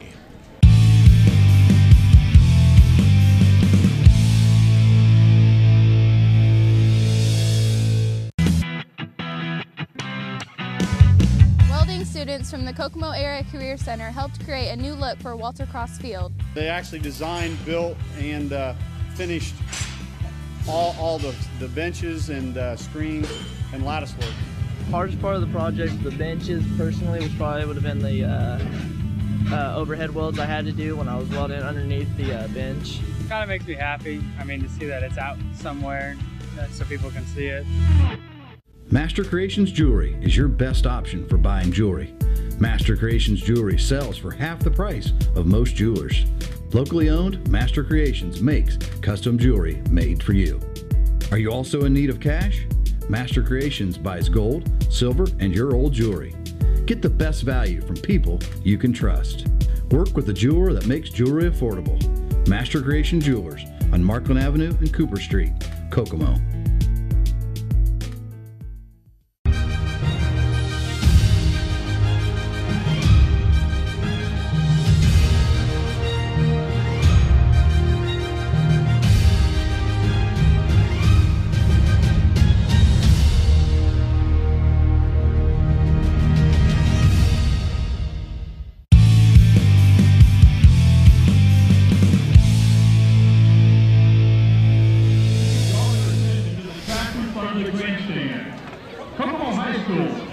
Welcome to our UAW 1166 halftime show here from Walter Cross Field to the campus of Kokomo High School. On the track, the other athletes are being recognized for fall sports as they will see volleyball, cross country, tennis, soccer, golf. Yeah, all these individual student athletes advancing to sectional play in their respective sports, so they're recognizing them here at halftime. We'll get to some statistics here in just a moment, but the preview of this game put us in the mode of studying just what a running team would be like versus a passing team. And here in these windy conditions, I think the running team, which was Kokomo, came out with the advantage, and it's obvious in these statistics. Yeah, they look good offensively. They're getting a ton of push up front. They're dealing with a Division I recruit very well, although he has got probably enough numbers to make his own case for a good game. Kokomo is dealing with number 66 from Richmond very well, and for the most part, they're just one defensive stop away from being up in this game by a lot. Kokomo's Jerron Gray, one of the conference leaders in rushing. You know, you saw he had 18 carries in the first half, and a lot of it was in the crowd most of the time, but he still managed 86 yards in the first half, and his long was only an 11-yard run, so he was averaging 4.8 here in the first half.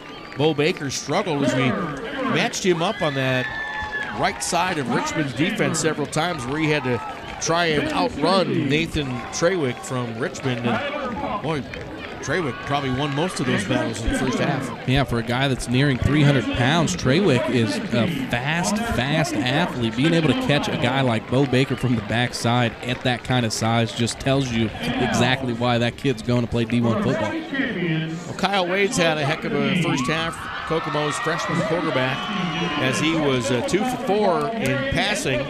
He has 60 yards, one of his probably best first half play he's had all year long, and a 50-yard touchdown pass to Jordan Rollins was the highlight of that last scoring drive for Kokomo to put them up 19-7 over Richmond.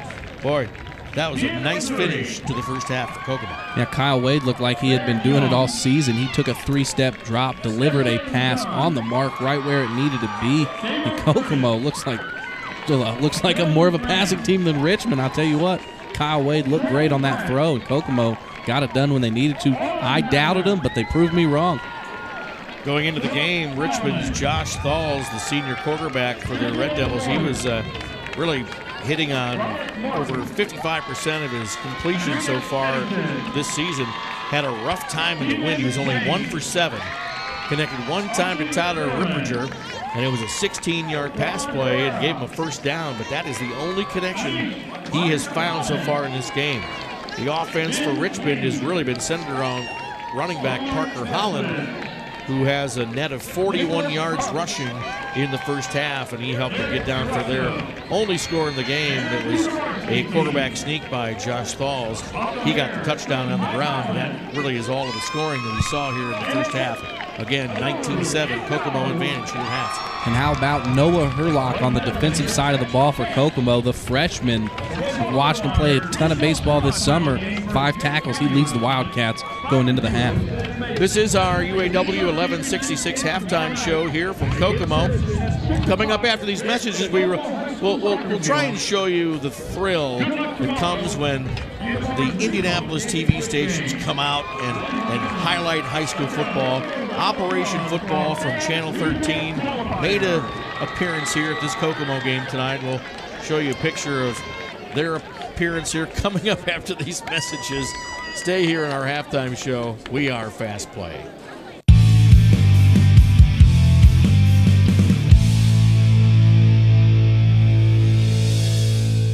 The Jeep Celebration event is going on now at Button. Choose from a selection of over 500 brand new Dodges, Chryslers, Jeeps, and Rams. Let our experienced team help find the perfect vehicle for you. And every purchase is backed with amazing Button customer service. Get behind the wheel of the all-new 2015 Chrysler 200, designed and engineered to outperform the best vehicles in the industry.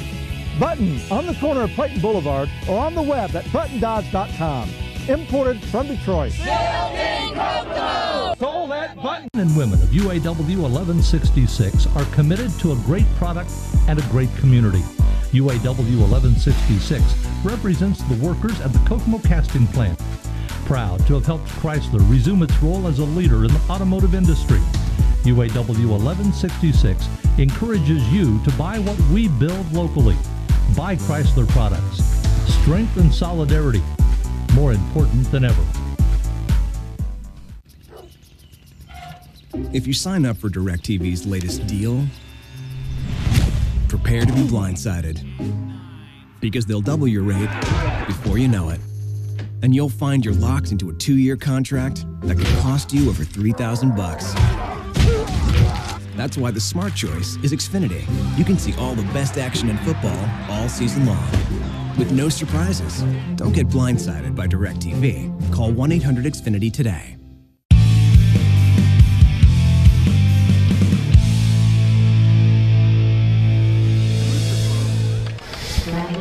Our UAW 1166 halftime show continues here from Walter Cross Field as Kokomo Wildcats, the home team here tonight, have the 19-7 lead over Richmond in our CFD Investment Scoreboard. Our telecast presented by the Kokomo Perspective newspaper and by Xfinity Channel 81.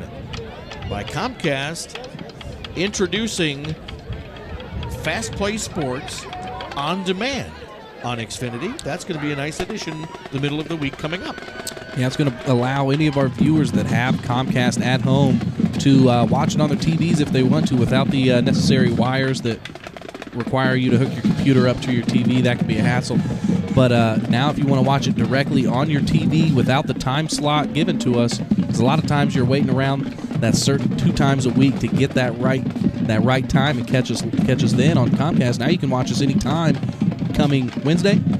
Yeah, midweek is when they think they'll have that technology ready to go, and this will be especially sweet come basketball season. So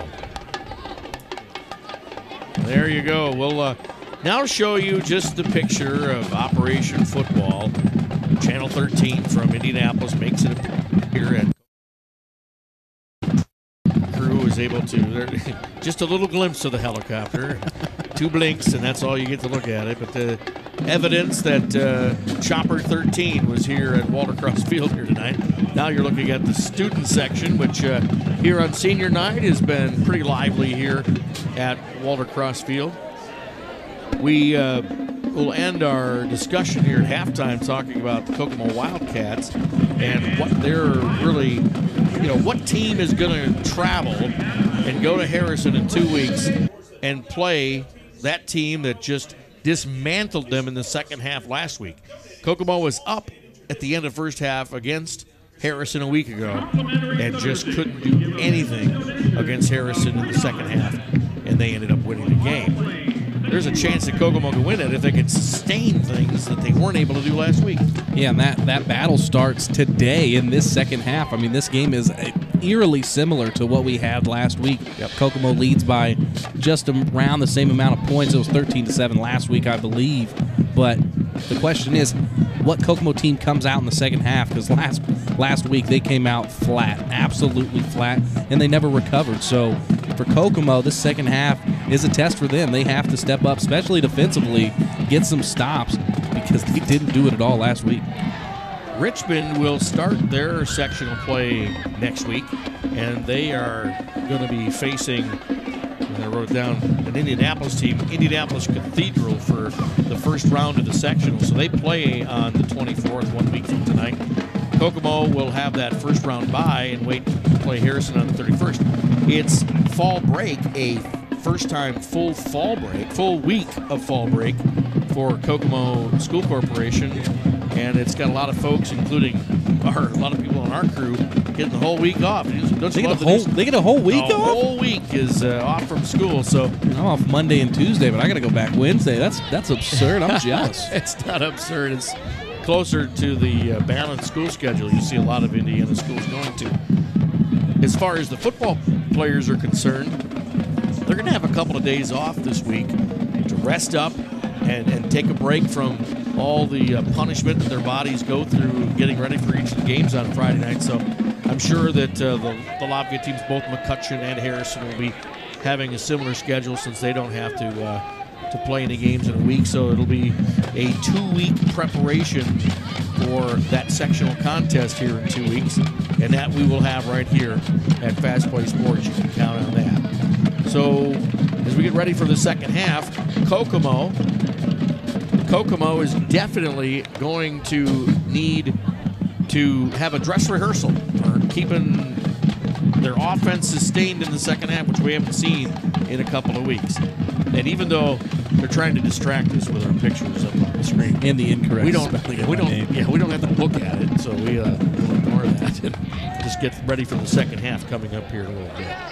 So we'll see what kind of tricks Brett Colby has. We don't really call him tricks. He's a coach that doesn't really trick people, but he's a coach with purpose. We're going to get the ball back here to start the second half, so he'll start out on offense, and we'll see just what he's going to bring to the table with these Kokomo Wildcats coming up in the second half. Kokomo ahead of Richmond here. The end of our UAW 1166 halftime show. Second half of this game is coming up, so stay right here with us. We are Fast Play.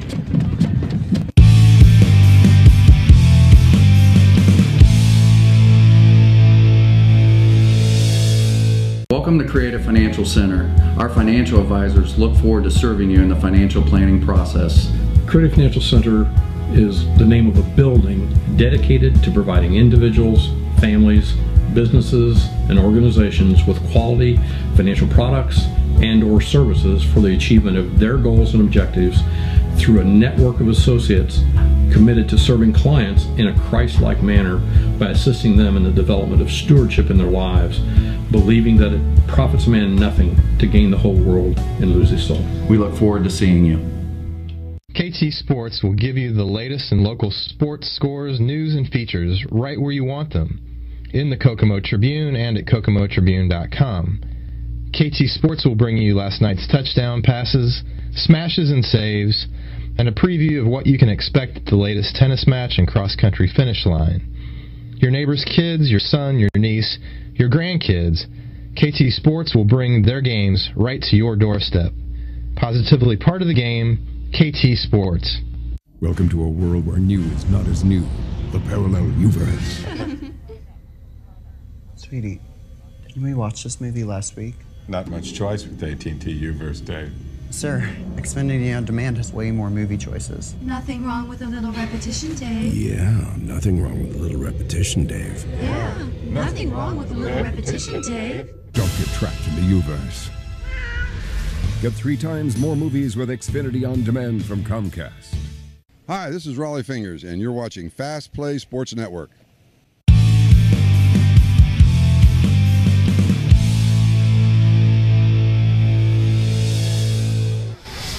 Well, we're ready for the second half of Fast Play Sports coverage of high school football tonight from Kokomo. Wildcats lead the Richmond Red Devils 19-7 on our CFD investment scoreboard. There's Coach Colby right there as he brings his team back out on the field to get warmed up here. Richmond is just returning to the field as well, and we'll be waiting a few minutes here before we get back to this contest starting out here in the second half. What we, as commentators, are looking for here in the second half is a Kokomo offensive team that can sustain drives in the second half, which it could not do 1 week ago against Harrison. They had the lead at half, much like they do tonight, and they had to kick off to Harrison last week. And the time, you look at time on the bench. Kokomo offense 1 week ago came off the field at halftime and didn't see the football until there was only 4 minutes left in the third. It was like almost a 9-minute drive by Harrison. It was to start the third, yeah. Crazy to see. And that's what Kokomo needs to do this first drive.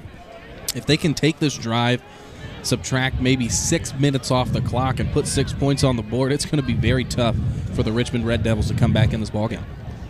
So they've got to pull some things out of their hat here on this offense that can account for the big man, Nathan Trawick, number 66 for Richmond, who, of course, is a D1 college recruit, and he shows it. He has had a magnificent first half of play, and that big guy, 300-pound, 6-foot lineman, senior for Richmond, has been in on many a tackle here in the first half.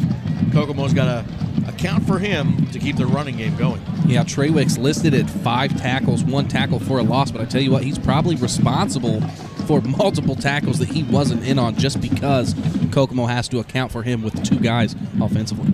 Yeah, and you look at the offense that's fighting him. You're looking at some younger kids, too, on that left side of the Kokomo offense. Left guard, Carson Gear is a junior. Left tackle, Camille Belt, is a sophomore. The left tight end, Corey Schrock, is a junior. They are younger than this guy, and I'll tell you, he's been really manhandling them on Richmond's right side of the defense and then Kokomo's left side of their offense. And then when Kokomo started to run away from that spot, they moved Trawick to the other side so he could affect where the point of attack was for Kokomo's offense. So it's a guy they got to account for. If you see number 66 lining up across from you in the line of scrimmage, you better dig in and get ready to block. Yeah, there's a couple times in my high school career where I lined up against a kid that was getting recruited to play Division I football. One time, I remember specifically was against Carmel. I forget the kid's name, but I mean, he was just absolutely massive, 6'3", 250. And I mean, it's a different ball game. And we had to double team at that time a lot. And I mean, it takes a lot out of you. It's a completely different realm of football when you're lined up against a kid of that nature.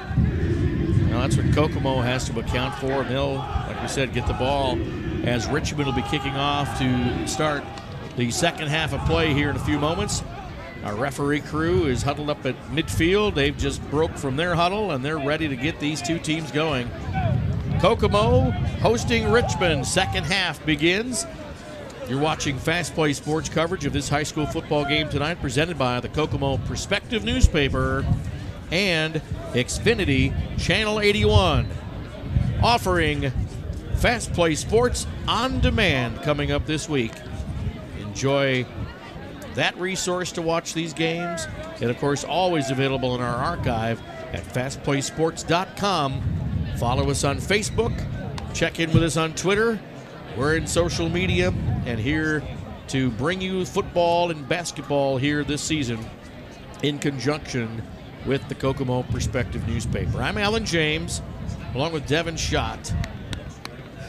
Kokomo getting ready to receive the kick from Richmond. Kokomo's out on the field, but Richmond hasn't broke their huddle yet. They're still on their sideline, and we're waiting for these Red Devils to get out here so we can start the second half of play. How about this score update? This coming from Josh Larsh at Western, down 6-0 to Lewis Cass. So talk about a young Western squad holding their own against the best team in the MIC. Good to see if you're a Western Panther. Finally, the Red Devils coming out here onto the field to get this kickoff going. Kokomo with the lead, 19-7. Richmond kicks to Kokomo coming up here and back to receive. You've got Jordan Rollins for Kokomo, along with Dayon Aldridge.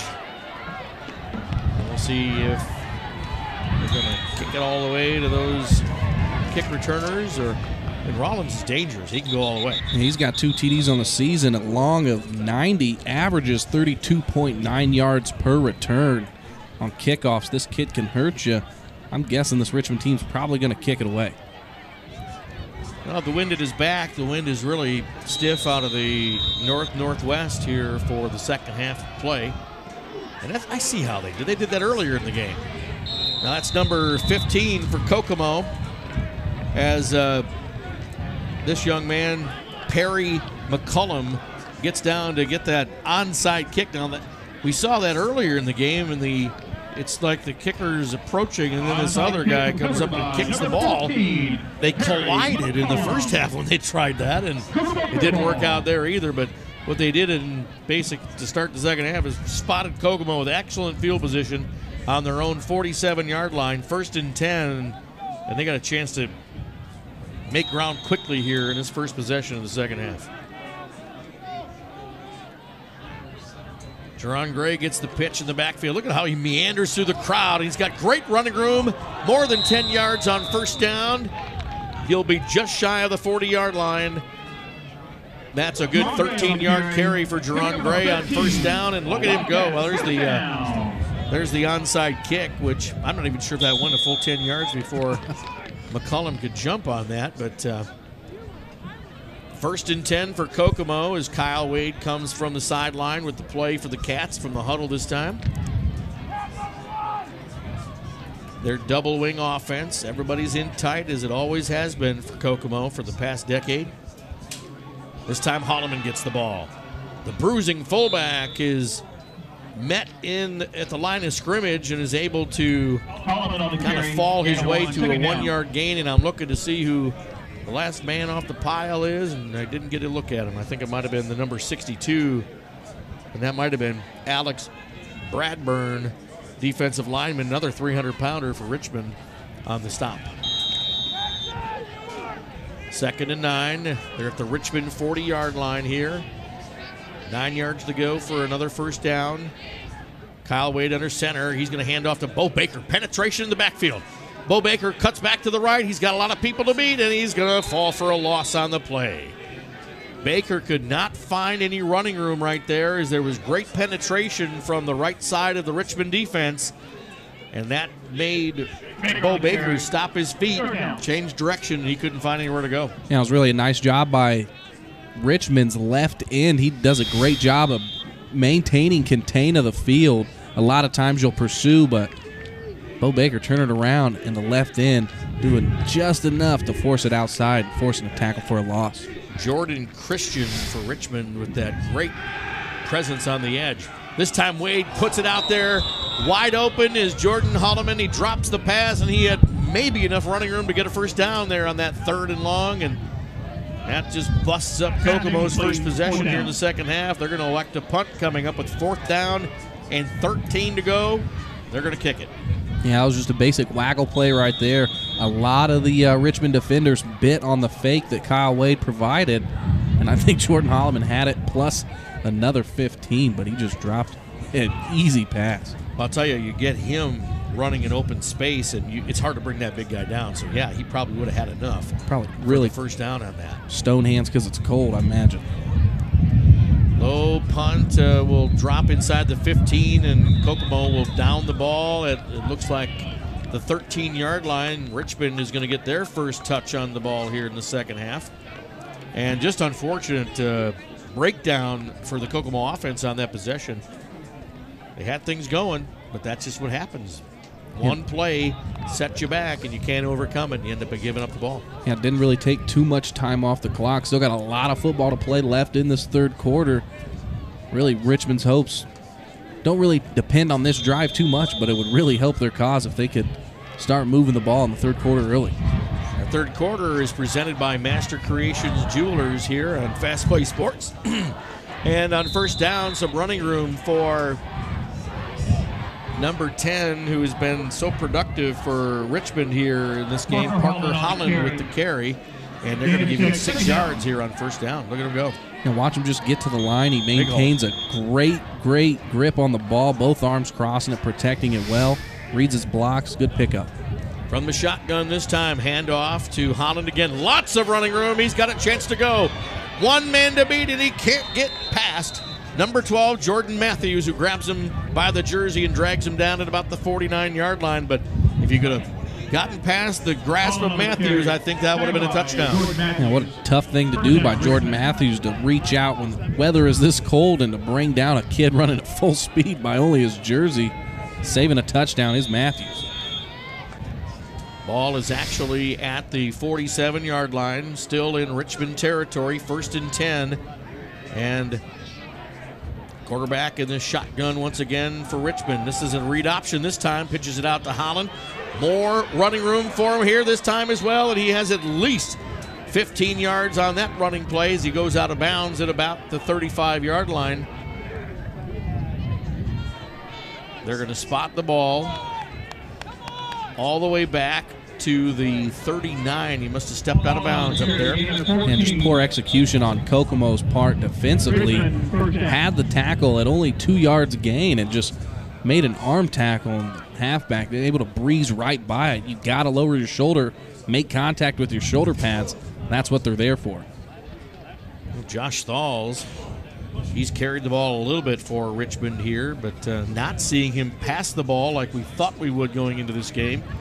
They did try some passing in the first half, but it really was not connecting. He was overthrowing his receivers primarily.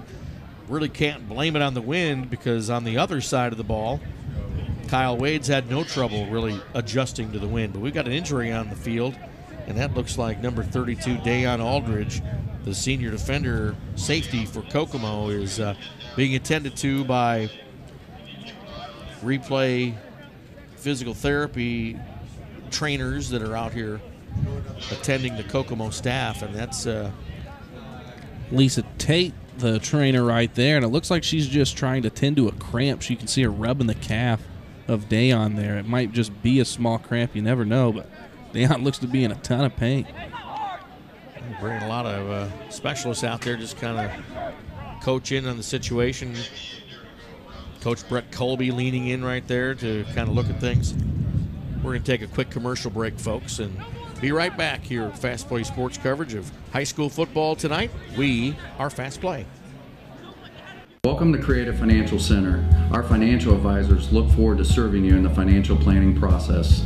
Creative Financial Center is the name of a building dedicated to providing individuals, families, businesses, and organizations with quality financial products and or services for the achievement of their goals and objectives through a network of associates committed to serving clients in a Christ-like manner by assisting them in the development of stewardship in their lives, believing that it profits a man nothing to gain the whole world and lose his soul. We look forward to seeing you.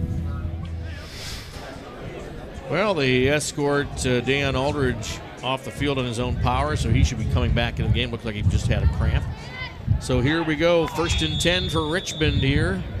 And you get Thalls in the shotgun, the quarterback for Richmond. He is going to pass this time, going down the middle. He's got somebody wide open, just out of the reach of number 11, Tyler Ripperger. And I'll tell you what, it's one guy he's trying to connect with for the 3rd time in his game, and he's overthrown him each time. And he is just a breath too long. The wind it seems to be just pushing that ball slightly out of reach. It seems like every throw downfield with the wind has just been literally feet off. Richmond that close to converting for a touchdown. 2nd and 10 now. Thalls with 58% completion percentage coming into this game tonight. Has not been able to hit. And they're going to call an offsides penalty against Kokomo here, so that's going to move the yard marker up 5 and give them a more manageable 2nd and 5 coming up. And Kokomo not really doing what they need to defensively, allowing Richmond to march the ball. Richmond not having any trouble running the ball. And Allen, that's what I said was Kokomo's biggest problem, allowing the run with the spread offense. Hand off to Holland again this time, and boy, lots of room on that left side. And you see playing on offense right there, Nathan Trawick leading the way on that running play, and he's just as much a monster to have to deal with when he's an offensive lineman. Well, he looks like an ox out there. I mean, just the biggest guy on the field by far. I mean, maybe 77 gets, no, you see 75. Richmond's pretty big up front, but well, they've got more over 300-pounders than Kokomo has, that's for sure. And that's going to be Holland this time carrying the ball. And that's a conservative play for Richmond on this drive so far. And Kokomo is trying to dig in here as the ball is getting closer and closer to the red zone. Now you see the ball set up at the 26-yard line. 2nd and 8 for Richmond coming up. And this is a stand that Kokomo's defense needs to make because it's going to come back out on offense and prove something here in the second half. Another read option goes outside to Holland. That time a great pursuit by Kokomo's defenders as you are led at the play by that freshman linebacker, number 6, Jack Perkins. And when you look at those freshmen that are playing, Noah Herlock, he's been playing all year. They got 2 freshman linebackers on that defense. And right there, the freshman stepped up. 3rd and 6 coming up for Richmond. And this is where Kokomo has to make stops defensively. They struggled last week so bad on 3rd down. It was kind of embarrassing for the Cats. We'll see if they can do it here on 3rd and 6. We'll see Josh Thalls back to pass. He's looking this time, complete this time at about the 20-yard line. It'll be short of the first down. Excellent coverage on the play as you see number 20, Jordan Rollins, in the coverage. And KT Sports will give you stand up against that passing attack. But I tell you what, they are 4th and 1, and it seems like everybody keeps going for it on 4th and short, and Richmond's going to do it again. And you have to at this point in the field, especially when you're facing the deficit that Richmond does. Check out the replay here, though. Watch how Jordan Rollins flies to the ball. Nice job, nice hit by number 20. Hand it off up the middle. It's time to Holland. He's got enough for the first down, so that's going to move the sticks for Richmond here as this drive stays alive. And, 2 things happening here. Getting closer and closer to a score. And as we almost desperately watched last week, the clock. This possession for Richmond's been a pretty long one.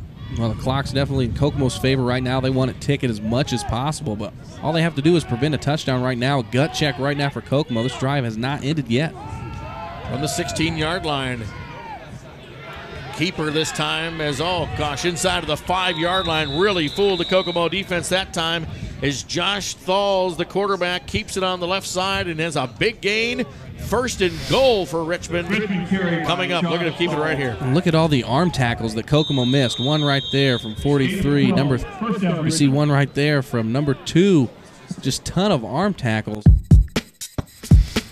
The AP Tip-In is a training and incentive program for teachers and students to help increase AP scores in math, science, and English. The year before the grant, we had 79 passing AP scores in math, science, and English. In year 1 of the grant, we increased that to 139. Our enrollment has gone from 353 in math, science, and English last year to 489 this year. It gave up just an incredible second half of production to the Lafayette Harrison team. Broncos got the advantage at Kokomo. This time they're going to keep it this time and not break the plane of the goal line as Kokomo is stiff on that 2nd down play. 3rd and goal is up next for Richmond. That was a nice stop by Kokomo, stopping him short. He's even inside the 1-yard line, it looks like, from that spot. Kokomo can get a stop here. It doesn't even matter if Richmond scores. It's impressive to get a goal line stop when you're inside the 1. They need penetration across the line of scrimmage if they're going to stop him on this one because no one's been able to see that so far. Oh, that's the penetration they need, but he rolls off the tackle and gets into the end zone. That's a touchdown for the Richmond Red Devils, and they score first here in the second half, and Kokomo fans are shaking in their boots now because we saw a similar thing happen a week ago. Yeah, Kokomo, like you said, they got great penetration up the middle. Unfortunately, no one able to slip off the side and make that tackle as the quarterback scrambled out there. But Kokomo, like you said, this is eerily similar to what happened last week. So now Richmond's one stop and a score away from being in the lead. Kokomo desperately needs a big drive on offense. Right now set up for the field goal try, and they do kick it, and it is good. So it's a 19-14 advantage for Kokomo as they just gave up the first score of the second half to Richmond on our CFD investment scoreboard. We'll be back with more of this third quarter of play as you're watching Fast Play Sports. We are Fast Play. The Jeep Celebration event is going on now at Button. Choose from a selection of over 500 brand new Dodges, Chryslers, Jeeps, and Rams. Let our experienced team help find the perfect vehicle for you. And every purchase is backed with amazing Button customer service. Get behind the wheel of the all-new 2015 Chrysler 200, designed and engineered to outperform the best vehicles in the industry. Button, on the corner of Clayton Boulevard, or on the web at buttondodge.com. Imported from Detroit. Building Kokomo! Sold at Button. We're at Kokomo tonight. Fast Play Sports coverage of high school football. We've got a ball game, that's for sure. Kokomo fans have seen this before.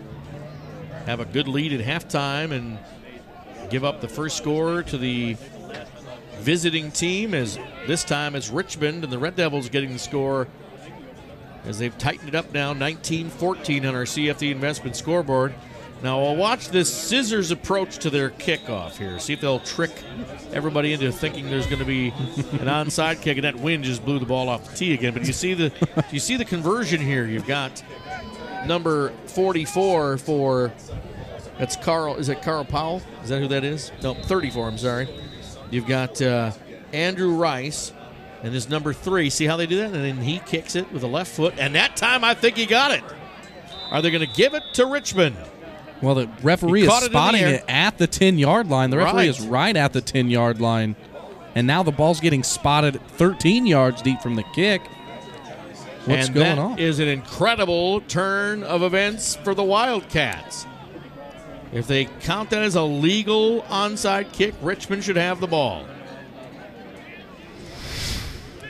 So they're going to mark it a penalty. He touched it before the 50, so no. That will be Kokomo ball based on our replay now. Hopefully they saw it. According to our replay, he touched the ball before the 50. And you should see the beanbag thrown from the referee up top. I think he's on the lower or on the upper left hand. You can't see him, but I did see a beanbag thrown. They spotted it correctly. Kokomo ball. They're just on the Richmond side of the 50-yard line, 1st and 10. Kokomo needs this drive if they want to keep this pace ahead of Richmond. Nice run off the right side from Jerron Gray. Gets almost 10 yards on that carry. And boy, that little guy just can hide in traffic, and he's been moving the ball. He's close to over 100 yards in this game. And he really just does a great job, you'll see right here, of getting tight to the wall. You'll see that wall form. Kyle Wade with a nice lead block. He's turning out Treywick. Yeah, nice job by Wade.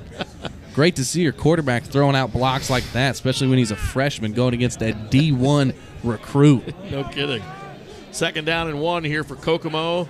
Well, that's not Jerron Gray again. He's got enough for the first down as he keeps his feet moving and gains about 4 on that play. And we'll be probably celebrating another 100-yard performance from Jerron Gray here when we get to the end of the third quarter.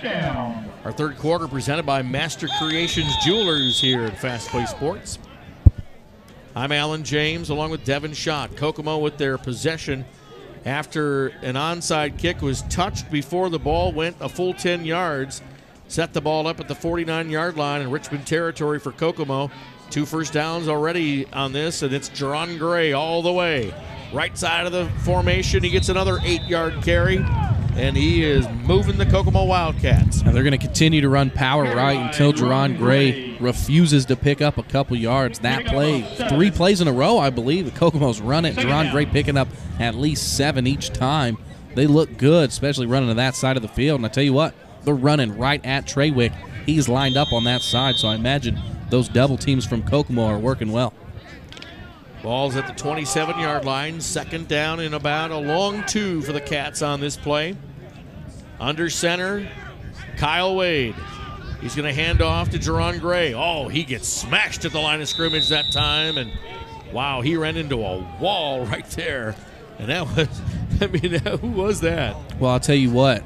Right there, Richmond. Treywick is who it was. Yeah. Richmond really over-pursued on that play. So Kokomo was one counter. Watch the over. Well, he missed it there on the replay, but Richmond over-pursued so hard. If Kokomo would have ran a counter on that play instead of running the same play for the 4th consecutive time, probably would have went for a score. But you're right. What a demolishing hit by Treywick. 3rd down now for Kokomo, and it looks like they're doing the same thing. But no, hand it off to Holloman. He's got the first down, and that's the first time we've seen them use the fullback like we're used to. And Jordan Holloman's usually good for 4 to 6 yards per carry, and that time he gets it done for the first down, so they move the sticks. And that's what Kokomo's offense does best. You just run one play, you run one play, you look so good, then the defense cheats, you run another play, and you catch guys cheating. But each play is only good for, 6-7 yards, and it just wears your defense out over time. Kokomo looks pretty good this drive. 15 seconds on the play clock as Kokomo comes out of the huddle. 1st and 10 from the 23-yard line. Kyle Wade under center, gives it back to Jerron Gray, and he's grabbed by Treywick, and boy, he wants to take him for a ride the other way, and they whistle the ball dead after about a 2-yard gain perhaps, and well, that's your 2 superstars meeting in the middle. Yeah, and it was a nice job of Jerron Gray staying on his feet. I don't think his forward progress was necessarily stopped. It seemed like he was making a move backwards to get away from Treywick, but anytime a kid of his size can stay on his feet after having contact from Treywick, that just shows you some strength on Jerron Gray's part. Treywick's on the right side of the Kokomo offense. It's time to run left. It's time for a Bo Baker play as far as I'm concerned, and that might be the call coming up here in 2nd down for Kokomo. And there you go. Reverse it to Baker. He's got some running room. He waits for a block from Holloman. Now he gets across the edge and gets to about the 15-yard line. And I'll tell you what, a jersey grab is about the only thing that stopped Bo Baker on that play, or he would have been maybe all the way for 6. Looks a little hurt coming off of that play, but he had an injury last week. It seemed like his hand was bothering him a bunch, but I like the move by Bo Baker here. Watch the hard step that he gives the defender, number 5 from Richmond. Right there, that hard step just throws the defender off balance, allows him to almost get by him, and right, like you said, just a jersey tug away from maybe scoring 6. Whatever he grabbed put some pain into Baker, but he stays out there, and this is a 3rd down play, and they give it to Holloman up the middle, and I tell you what, the Richmond Red Devils are there. It'll take a spot, a good one here on 3rd down to get the first down. He's really close. Yeah, I think you give it right back to Jordan Holloman. You tell him in the huddle, hey, man, get these yards. Look at every single one of your offensive linemen and say, hey, let's get this yard. I remember there was times where we'd step up to the line and we'd have our linemen tell them, hey, we're going to run it right here, because it gave us the initiative really to do everything we needed to get some push offensively. Kokomo needs a yard right here. This is big. 4th down conversion here. We've seen several this time in this game. Holloman takes it, the fullback. He should have enough for the first down. Going on the right side with guard Jordan Bossum, tackle Andrew Doherty, center Daniel Cuthbertson get the first down for Kokomo. Yeah, thanks for crediting that offensive line. I was about to.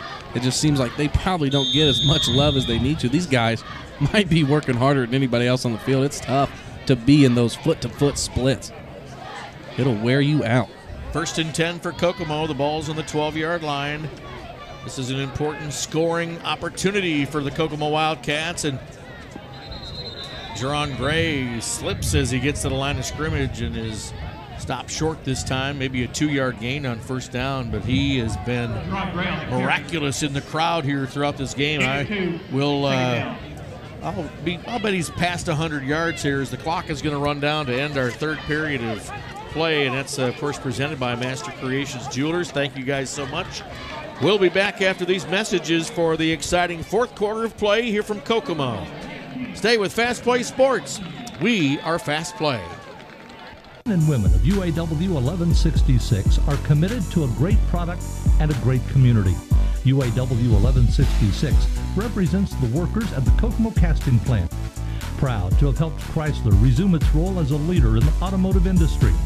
UAW 1166 encourages you to buy what we build locally. Buy Chrysler products.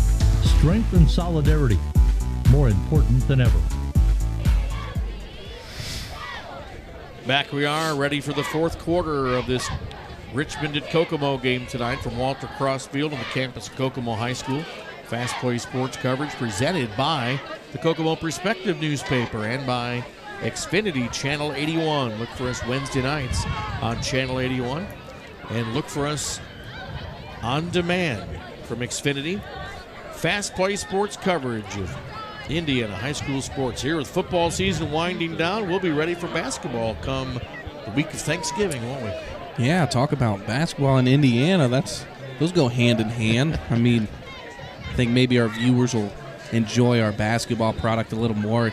Nothing beats the atmosphere of Memorial Gymnasium. You get a good matchup, the Wildcats versus some top-ranked 4A team. I don't think there's anything better than that gymnasium. Well, this is technically year number 2 for the existence of Fast Play Sports, and we, of course, present our webcast on the live stream in high definition. Our archives are definitely set up for you to see high-definition sports coverage, and that's the best way to see it in so much detail.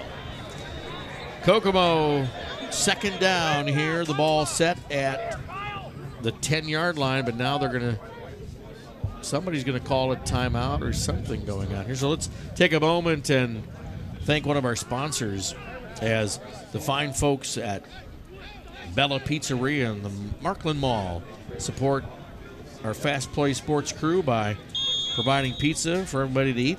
The New York-style eatery in the mall. You filled up before the game, did you not? I'm probably going to fill up again after the game. I know there's some cold pizza left in the trailer. I'm going to jump right on that. Speaking of the trailer, I'm listening to what's going on in the trailer right now as Jerron Gray gets the handoff, and they're pounding their way across the 15-yard, actually across the 10-yard line and close to the 5 here on that very important third down play.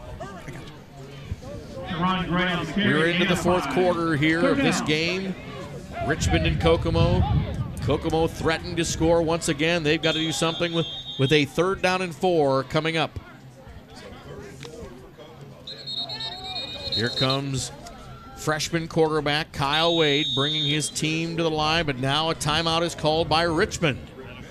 There we go. This is a turning point in the game. Richmond trying to prevent Kokomo from scoring. We'll come right back after this message. You're watching Fast Play Sports. We are Fast Play. Master Creations Jewelry is your best option for buying jewelry. Master Creations Jewelry sells for half the price of most jewelers. Locally owned, Master Creations makes custom jewelry made for you. Are you also in need of cash? Master Creations buys gold, silver, and your old jewelry. Get the best value from people you can trust. Work with a jeweler that makes jewelry affordable. Master Creation Jewelers on Markland Avenue and Cooper Street, Kokomo. Look at the statistics from the third quarter, and we're right about Jerron Gray.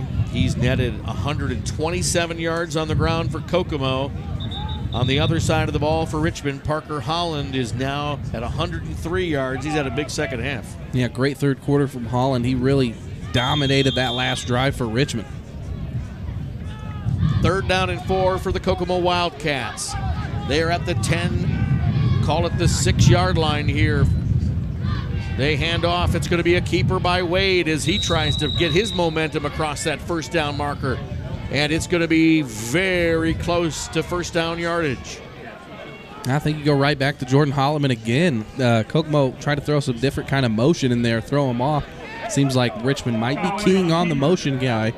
But Kokomo, again, only a yard away from another 4 set of downs. Give it to the big man, Did he hand Jordan it to Holland, Holland, or did Wade keep it? Because he stayed right with the runner. It's hard to tell if he's got the ball or he's just I don't know. That's like the third time today. Yeah. But they're going to go for it. 4th down right here. This is a big play for the Cats. They need the momentum to get this first down or get in the end zone. Bo Baker gets the call. He's across the line. He falls close to the end zone. That should be enough for the first down, however. They are excited in the Kokomo huddle. They have a 1st and goal. And that ball is at the 1.5-yard line. Bo Baker, the senior on senior night, gets the call to get the Kokomo first down. on a 4th and short, and he gets it done. So now you got 10 minutes, 30 seconds left, really a yard away from scoring. Do you push this one in at will, or do you maybe give your chance another play, take one maybe with a half-yard gain if possible, just to keep another minute off the clock? I think you take the score with all this time, and Bo Baker gets the call, and he's going to walk into the end zone on the left side.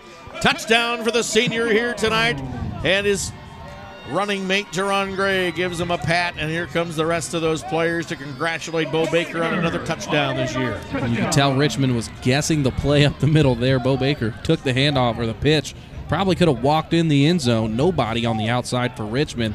Big play for Kokomo. Now they got some breathing room. Let's see if they can convert for the first. Actually, would they kick their first field goal? I think the first field was good, but since then they haven't converted. Back on that button dodge replay, I got to point out the block on the edge by Jerron Gray created that touchdown run for Bo Baker. What awesome teammates right there. They go for it this time as Marcel Kenner. Marcel Kenner's fighting his way to try to get across. This play isn't over yet. Now it is. They grabbed the ball out of his arms and said, this play is over. So they tried to use the big man as when you look at what this young man brings to the plate. Here he is. He plays the tight end, Marcel Kenner. He's a junior. Incredible speed, balance, great basketball player. Look at him fight. He's got 5 Red Devils around him. There's 4 Red Devils. And he just can't get across the goal line to convert that 2-pointer.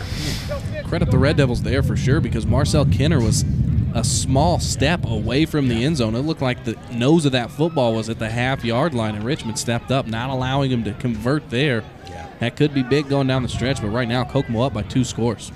On our CFD investment scoreboard, it's 25-14 Kokomo with the lead. S.A. Dunn, the kicker for Kokomo, has the wind at his back as he's going to kick it back to Richmond here with 10:14 to go here in the game. Kicks it up. Going to come down around by the 20-yard line. Oh, he loses the ball. He's going to run back to get it. Kokomo's kick team gets on him. He's inside the 15-yard line. They'll give him forward progress to the 16, and that's where Richmond's going to start this do-or-die possession for the Red Devils. And Richmond's not really helping themselves. Well, you take away one return from Richmond. They had one very positive return, but other than that, they have struggled on the return part of the game today. That looked just like the kind of rule you have when you're a receiver in football. You got to catch the ball, then run. I think he was running and didn't have the mechanics to catch the ball right there, and it went right through his hands.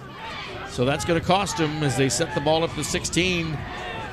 Look at Josh Thalls in the shotgun, and he hands off to Holland, who's had a big second half here for Richmond, and he carries the ball past the 25-yard line in first down territory.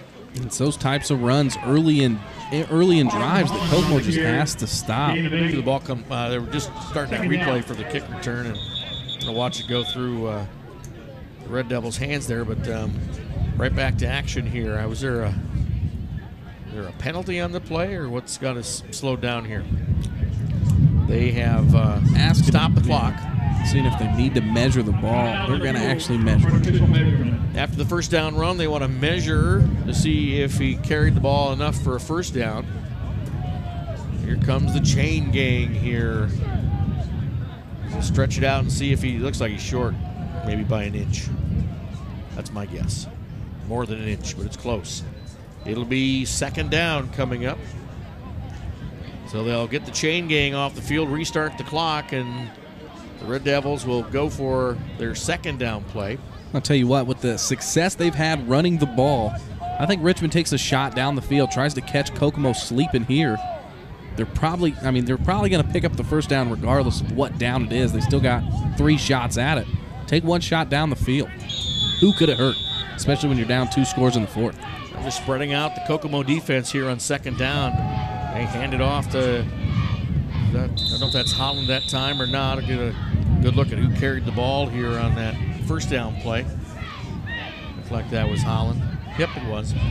Parker Holland has had an excellent second half for Richmond Red Devils. We measure almost 70 yards of offense here, measured in the third quarter alone. Shotgun handoff.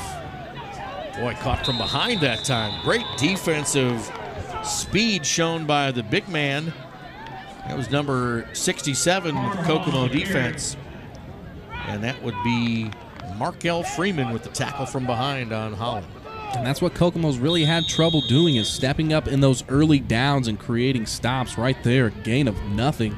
Great job from the Kokomo defense. Now Richmond's going to spread that Kokomo defense out again, which has been fairly effective here in the game to this point. Thalls is going to hand the ball off to Holland. And I tell you what, he is caught in the backfield. Excellent linebacker play by the freshman, number 43, Noah Herlock.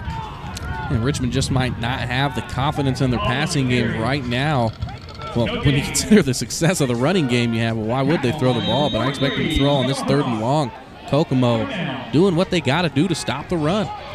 Kokomo's got a pretty good pass defense here as far as coverage is concerned. We've got, a young man like Jordan Matthews who's had a lot of interceptions this year, so he's a ball hawk himself. So back to pass. Nice. Rainbow pass is incomplete. And look who's in the coverage of that defense. Jordan Rollins, number 20. Great coverage against the receiver on that play, and I think he was trying to get it out to number 23, Antonio Brown, which is his favorite receiver here for the Red Devils. That falls incomplete. 4th and 10, and they look like they're setting up to punt. And Jordan Rollins, he has 2 interceptions on the season. About had a 3rd right there. Yeah. Barely missed him. We'll look to Ripperger to punt the ball for Richmond. He gets a nice snap and a nice punt.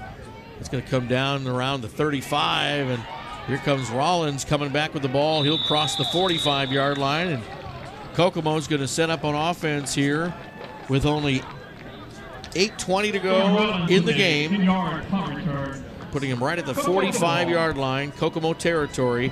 And this is one where the Kokomo offense can really put this game on ice with a nice sustaining drive. Don't even have to score with this possession, but they want to really eat up some clock right now. Yeah, they have to eat up clock. You think probably 4 minutes is what you want to take out of this drive. If you can take 4 minutes off the clock, it's going to be almost impossible for Richmond to come back in the game. But talk about Richmond's punter. Great punt right there. He leads the NCC in punt yards.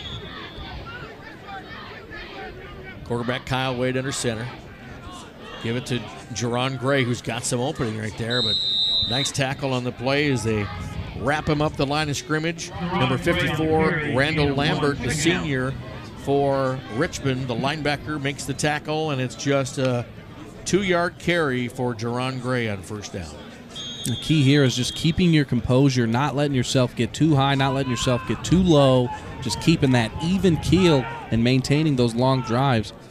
Got to be confident with yourself with the way the last drive went. Here we go on 2nd down.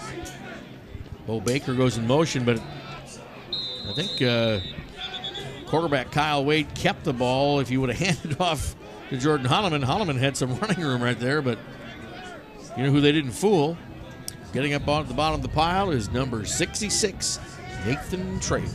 I would have liked to see Kyle Wade maybe run down the play clock a little more. He snapped that ball with 10 seconds left. I think he got at least 5 seconds to waste at that situation. We'll see where he snaps it here. Probably going to take as much time as possible.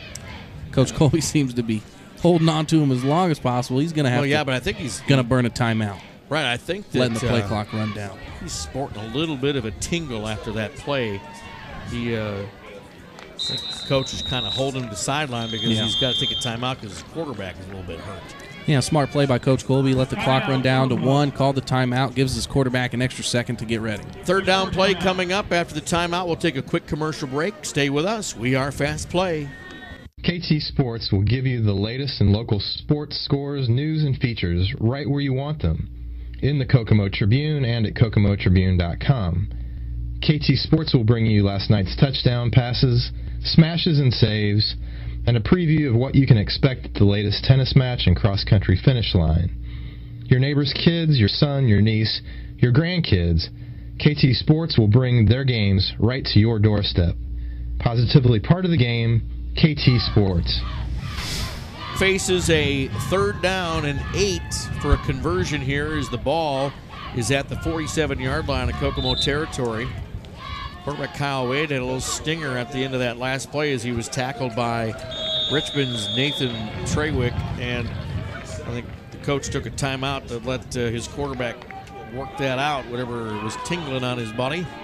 So he brings his team to the line of scrimmage under center with this third down play. Gonna go back to pass. He strings it out there. Is it intercepted? It is. Number 2 for Richmond, Alston Bain with the interception. Turns the ball over as Kyle Wade put a floater out there. I couldn't even see who his intended receiver was. We'll check it out here in the button dodge replay, but just something nobody was expecting as Kyle just lofts it out there with 2 guys in the coverage trying to get out to Bo Baker. The only guy deep for Kokomo on that play, and that just went wrong and gets Richmond the ball right back. And a mistake by the freshman. You saw Kyle Wade. He sensed the pressure, kind of threw it off his back feet. I'd like to see him keep his feet square or his shoulders square and make a hard pass, still take the hit. Falls in the shotgun. Now he's going to wind up and pass. Nice defensive play. No flags on that one. Is number 20, Jordan Rollins. Looks like a pro corner right on that play as he denied that completion. Yeah, you got to love that type of defense from number 20 right there. He leaves his feet, gives up his body completely, makes contact with the receiver, and what the referee sees is simultaneous, and that's just great defense. Way to get your hands involved, Mr. Rollins. He did a discount double check at the end. Going long again, he's got somebody wide open. He connects this time. He's off to the races, but no. Kokomo's number 32, Dayon Aldridge, catches up. And that is number 23, Antonio Brown. That is Josh Thrall's favorite target, and it's the first time they've been able to connect this entire game. And that's the shot downfield I was talking about last drive. Richmond executing to perfection. Kokomo blown defensive coverage, allowing Brown just to get deep downfield, gain of a ton. Ball's on the 23-yard line of Kokomo territory. Now they'll go back to the running game. Holland with the carry. He's had most of the offensive production here in this game for Richmond, but just when you think that the passing game isn't going to be a factor, Richmond throws a big one, and they've got a chance to move closer to Kokomo if they can score on this drive. Now, this is the first time all day that I will say that Kokomo needs to step up defensively. Absolutely needs to step up. They got to get a stop here. Second and long is where you start. 4 wideouts this time. Falls back to pass, got some pressure. He rumbles out there, and the ball is just off the fingertips of his intended receiver. And I think he was trying to get that right back to his favorite receiver, number 23, Antonio Brown, and that one didn't connect. I thought for a second the quarterback was going to run it. He was pretty close to being beyond the line when he delivered that pass. Referees saw it differently. Actually, I think that was Orr Davis. You know, that 23 and the 22 look real close. I think it was Orr Davis, the intended receiver on that one. That's some crazy fun on Richmond's uniforms. Brown's the wide out. And lots of room this time for Parker Holland. Enough for the first down. He's inside the 10-yard line, gets it all the way to the 7. And wow. The clock ticking away here with 5:51 to go. You can see the urgency from Richmond's offense trying to get in the end zone as quick as possible. Kokomo just got to keep it in bounds and keep it in front of you. Got to keep this clock running. They have Kokomo completely spread out here on this first down run, but the linebackers step up and stop it after a short gain on the play. That gets up to the 6-yard line, so 1 yard on first down. Second down now coming up, and it's second and goal for the Richmond Red Devils. They're down 25-14 on our CFD investment scoreboard. They're trying to get the first possession score that they need to pull tight to Kokomo coming up in the end zone. Boy, what a defensive play by number 12, Jordan Matthews, denying the touchdown right there. Yeah, just fighting for the ball. Nice job getting his hands involved in the play, disrupting the pass. That's 2 great plays defensively from Kokomo this drive. Watch it here. Pass comes in, and he just is at the right place at the right time with active hands. Nice play from number 12. Devin Mack, number 17 for Richmond, had a touchdown all the way, but that was denied by Kokomo, and now it is third and goal from the 6. Shotgun, back to pass again, looking for a receiver. Now he's off to the races. He throws it wide open in the end zone. It's like a read option play right there. It was beautiful for the touchdown. And I think it's Mack on the reception. And no, I'll take that. Was it Davis on the reception? I don't know here, but watch Jordan Rollins. I thought he looked like he was close to tipping that pass. Vertical leap from the basketball player as well, but not able to make any contact with the ball. Easy score for Richmond. Now Kokomo's offense has to have something this next drive. They have to have it. Well, I think Richmond is setting up for a 2-point conversion here, and they are going to be spread Kokomo's defense out again. That's going to be an option, and oh, look at that. Run it in there. Quarterback Josh Thalls gets the 2-point conversion. And Richmond had a kick early in this game. They had a conversion where they were going to kick the field goal, or they were going to go for it. Got called back, and their kicker put one in from 25, I believe. So that could be a factor in this game. Now Richmond's down 3. Only needs a field goal to make this game tied up. Let's see if what happens. We got a great game here. Kokomo on their heels on that with that spread offense of Richmond, and they didn't know where quarterback Josh Thalls was going to go. But I'll tell you what, this is the offense I'm sure Red Devils fans have been seeing a lot of this year, and it's been very productive with a quarterback with a 58% completion rating. And now we're starting to see that here late in the game. When they need it the most, they're working it. We'll take a quick break. Richmond will kick to Kokomo coming up. Stay with us at FastPlay Sports. We are FastPlay. Welcome to a world where new is not as new. The parallel universe. Sweetie, didn't we watch this movie last week? Not much choice with AT&T U-verse, Dave. Sir, Xfinity On Demand has way more movie choices. Nothing wrong with a little repetition, Dave. Yeah, nothing wrong with a little repetition, Dave. Yeah, nothing wrong with a little repetition, Dave. Don't get trapped in the U-verse. Get 3 times more movies with Xfinity On Demand from Comcast. FastPlay Sports coverage of high school football is presented by Kokomo Perspective Newspaper, KokomoPerspective.com, and by Xfinity Channel 81. I'm Alan James along with Devin Schott. Kokomo and Richmond. Red Devils from Richmond just scored a touchdown. They pull within a field goal of Kokomo now as they kick it back onside again. But they got a penalty flag. I think somebody was over the line against Richmond. It's offsides on the kicking team, and we'll start again. So against Richmond. Why? I guess I just don't understand high school football coaching, but you got 5 minutes left. Why? You're down 3 points. Why not kick it as far downfield as possible and tell your defense? You got 2 timeouts too, I believe, so why not kick it as far downfield as possible and just have your defense step up, create a punting situation, then you just throw. I mean, you just threw the ball deep downfield. You have an offense that's not struggling to get yards at all whatsoever. What is the urgency to onside kick it here? I don't know. Well, that was a great lecture, Devin. Thank you so much. We can never get into the heads of these coaches right here, that's for sure, but we'll see what they do now, and they give it a little more oomph this time, and we'll see Aldridge get across the 50-yard line on that kickoff return, and that's great worse field position for Kokomo.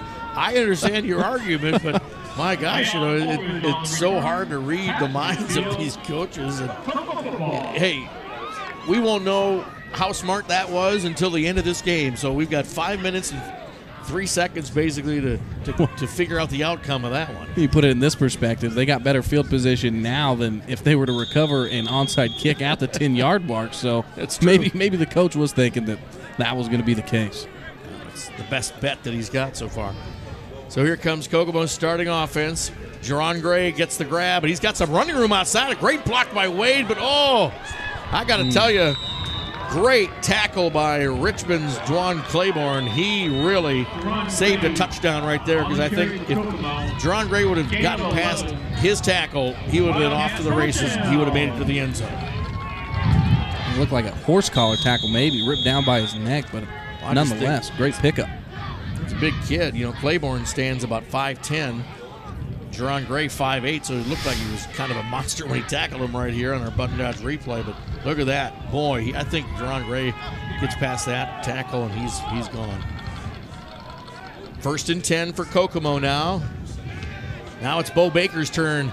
trying to beat the edge. He's got Jerron Gray right out in front of him, but he just runs out of bounds after a nice gain on first down. You can't complain about that play. And a phenomenal job of Jerron Gray of getting to the edge. And all you have to do in that situation is put a body in front of another body. You don't even have to make a solid block. Just get in the defender's way. Jerron Gray actually got in front of two guys' way. Little man doing it big on both facets of the game, blocking and running. The only mistake that Bo Baker made is he stopped the clock on the play, so 4:28 and holding. And it's a 2nd and 4 coming up for the Wildcats. Now to Jerron Gray again. Oh my gosh, it's just such a stiff defensive wall. Not so much with Trawick that time, but boy, his fellow Red Devil defenders really stuffed Jerron Gray on that carry. That's a big 3rd down right here. If you convert this 3rd down, you're almost guaranteed to run another couple minutes off the clock, make Richmond use their timeouts, which is going to hurt their offense. This is a big play for Kokomo. Jerron Gray was averaging over 5 yards a carry in his game and only 2 on that last one. That's why that's such a successful play for the Richmond defense right there. 3rd down and 2 for the Wildcats. Clock is rolling. This time it's Jordan Holloman, that time the fullback, and I think he's got enough forward progress for the first down. We'll wait and see what the spot looks like. Looks like it's right on the first down marker. Close. That is going to be a very close call. I imagine they're going to stop the clock, bring the chains out for that one. Now they're calling it 4th down. That spot is, man, that is so close. I don't know how they can tell. Nose of that ball looks like it's right on the 32-yard line, and the yard marker looks like it's just short of the 32-yard line from here, but they're going to call it 4th and short. Now this is a big one for Kokomo. The clock is rolling with 3:06 to go. Do or die. They hand it to Holloman. Oh, he's got more than he needs for that first down with blocking from Bo Baker in front of him. Great tackle on the play. I will give credit to Richmond's number 24, Ty Williams, for that, but it wasn't enough, and Kokomo advances to get the first down. Kokomo absolutely needed it there. They got it. Now the focus is getting into the end zone, whichever way possible. A score here will end this game for sure. I'm surprised Richmond's not using their timeouts. I imagine they're probably going to use one immediately after this play, but if Kokomo picks up 10 yards, you can pretty much chalk this one up in the books. Here comes Wade. This time to Jerron Gray. Got to hang on to the ball here. Gray advances. It's almost like a miracle every time, but he does move the ball forward almost on every carry you see him with. And just a couple of yards, maybe just a yard credited on that one. 2nd down. Richmond's coach did call it timeout. Do we know how many he has left? Does he have 2 left or 1 left? Their 2nd timeout. That's their 2nd timeout here in the second half, so they have 1 left to go. We'll take a quick commercial break and be back for this exciting conclusion of this Kokomo-Richmond game. We are Fast Play. Master Creations Jewelry is your best option for buying jewelry. Master Creations Jewelry sells for half the price of most jewelers. Locally owned, Master Creations makes custom jewelry made for you. Are you also in need of cash? Master Creations buys gold, silver, and your old jewelry. Get the best value from people you can trust. Work with a jeweler that makes jewelry affordable. Master Creation Jewelers on Markland Avenue and Cooper Street, Kokomo. FastPlay Sports, Kokomo, Richmond here in the 4th quarter, end of the game coming. 2:31 to go. Richmond just called its 2nd timeout here in the second half. Wildcats trying to run the clock out and or score here with this possession to secure the victory. Quarterback Kyle Wade lines up the team. Hands it out to Baker. Kyle Wade tries to get a block on the play as well, but it's a short running play for Kokomo here on 2nd down. So he only got another yard for Kokomo, so a 3rd down and 8 coming up for Kokomo. And Richmond calls its final timeout here to try and maneuver one more possession for their offense. Quick timeout. We'll be right back. We are Fast Play. Men and women of UAW 1166 are committed to a great product and a great community. UAW 1166 represents the workers at the Kokomo casting plant. proud to have helped Chrysler resume its role as a leader in the automotive industry. UAW 1166 encourages you to buy what we build locally. Buy Chrysler products. Strength and solidarity, more important than ever. There's your Kokomo offense with a 3rd and 8 coming up. And that's a long way to go when you're only going 1 yard at a time. And that's what's happened here on 1st down with Jerron Gray, 1 yard. 2nd down, 1 yard with Bo Baker. These are guys that average more than 4 or 5 yards per carry typically. So it shows you how stiff this Richmond defense is playing right now at the end of this ballgame. Well, it's time to put up or shut up. And right now, Kokomo's offense can end this game.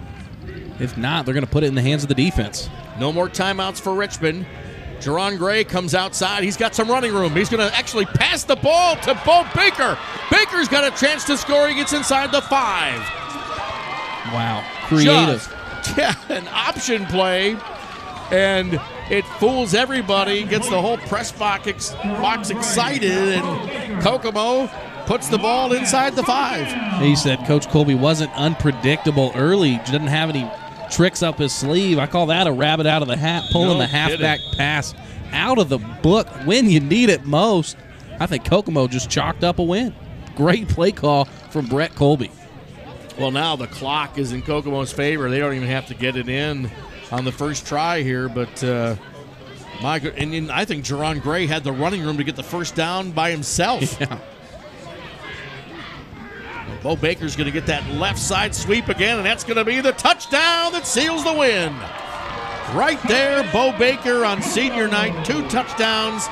What an important time to get that carry. I was going to say how important for this senior to score the final touchdown of this game, probably putting this game out of reach. The deciding factor for Kokomo is the Bo Baker touchdown. Great to see a kid in his final home game doing it. Jerron Gray takes out 2 defenders as he comes out and blocks. Kind of a grazing block on the 34, then out there to seal the edge. You know, that's a 1-2 punch that just did wonders for Kokomo in those goal line situations here tonight.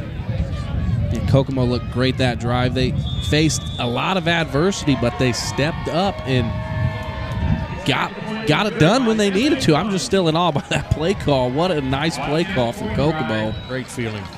Nice job to see the Wildcats finally getting it done at home. They've struggled here at Walter Cross all year. Nice win right before going into sections. Dunn gets that extra point. 32-22 on our CFD Investment Scoreboard. We'll be back for the finale of this game coming up after these messages. We are Fast Play. KT Sports will give you the latest and local sports scores, news, and features right where you want them. In the Kokomo Tribune and at kokomotribune.com. KT Sports will bring you last night's touchdown passes, smashes and saves, and a preview of what you can expect at the latest tennis match and cross-country finish line. Your neighbor's kids, your son, your niece, your grandkids, KT Sports will bring their games right to your doorstep. Positively part of the game, KT Sports. Kokomo ready to kick off to Richmond here after that touchdown. And this is going to be important as Richmond is going to try and do some razzle-dazzle on this kick return. Doesn't fool that Kokomo kick team too much. Alston Bain gets that ball out to about the 34-yard line for Richmond. They're going to spot it right on the 35 for them to start. With 1:38 to go here in the game, they're down by 10 points now, as Kokomo came away with 7 after the field goal conversion. You can pretty much call it safe with 1:37 left to go, but I tell you, you can't count it till the clock's at 0. Well, you can't. I mean, for Kokomo, I'd probably put a 1% chance in Richmond's favor of coming back and winning this game. Kokomo just has to drop at least 3 in coverage and keep everything in front of you. Don't let anyone beyond you, because Richmond is probably an expert at onside kicks. They've tried about 4 today.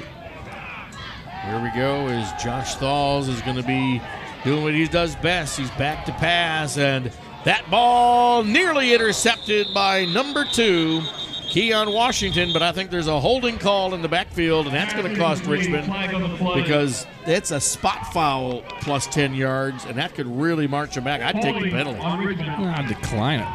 Well, they're going to take it. You're right. You're the guy that used to coach football. I'm just the guy that sits up here and critiques, makes the wrong decisions. It's the down and distance that you got to take advantage of right here with a minute and a half left here in the game, and this makes it a different kind of play calling scenario for Richmond, puts a lot more pressure on them, and even if they do bust one out for 10, 15 yards, it's not going to be for a first down. Your defense has a lot more room to shut down Richmond in this situation now. Back to pass. Out in the flat. Oh, nice coverage on the play again. Aldridge is right there to drop number 11, Tyler Ripperger. That's a great job of just flying to the ball, similar to the play we seen from Matthews earlier. These cornerbacks and safeties for Kokomo getting it done. They look good. Second down from the shotgun. 4 wideouts here. Pressure on the quarterback, and they get to him this time. Can't find an open receiver, and down goes Thalls. That's just soft coverage from Kokomo, allowing the inside pressure to get to him. Nice job by Kokomo's interior, putting pressure on the quarterback. Third down. Trying to go deep this time.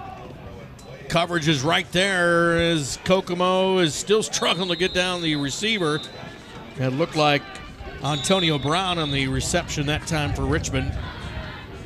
It looks like Kokomo's going with just 2 deep safeties, a cover 2 look, stopping the pass over the middle, doing a great job. I mean, this is one of the best defensive stops they've had all day, but, I mean, let alone the conditions are completely different. You got an injury on the field. Take a commercial break. What do you say? Yeah, Kokomo's got an injury on the field, so we'll do just that. We'll be back after these messages. We are Fast Play. Welcome to Creative Financial Center. Our financial advisors look forward to serving you in the financial planning process. Creative Financial Center is the name of a building dedicated to providing individuals, families, businesses, and organizations with quality financial products and or services for the achievement of their goals and objectives through a network of associates committed to serving clients in a Christ-like manner by assisting them in the development of stewardship in their lives, believing that it profits a man nothing to gain the whole world and lose his soul. We look forward to seeing you.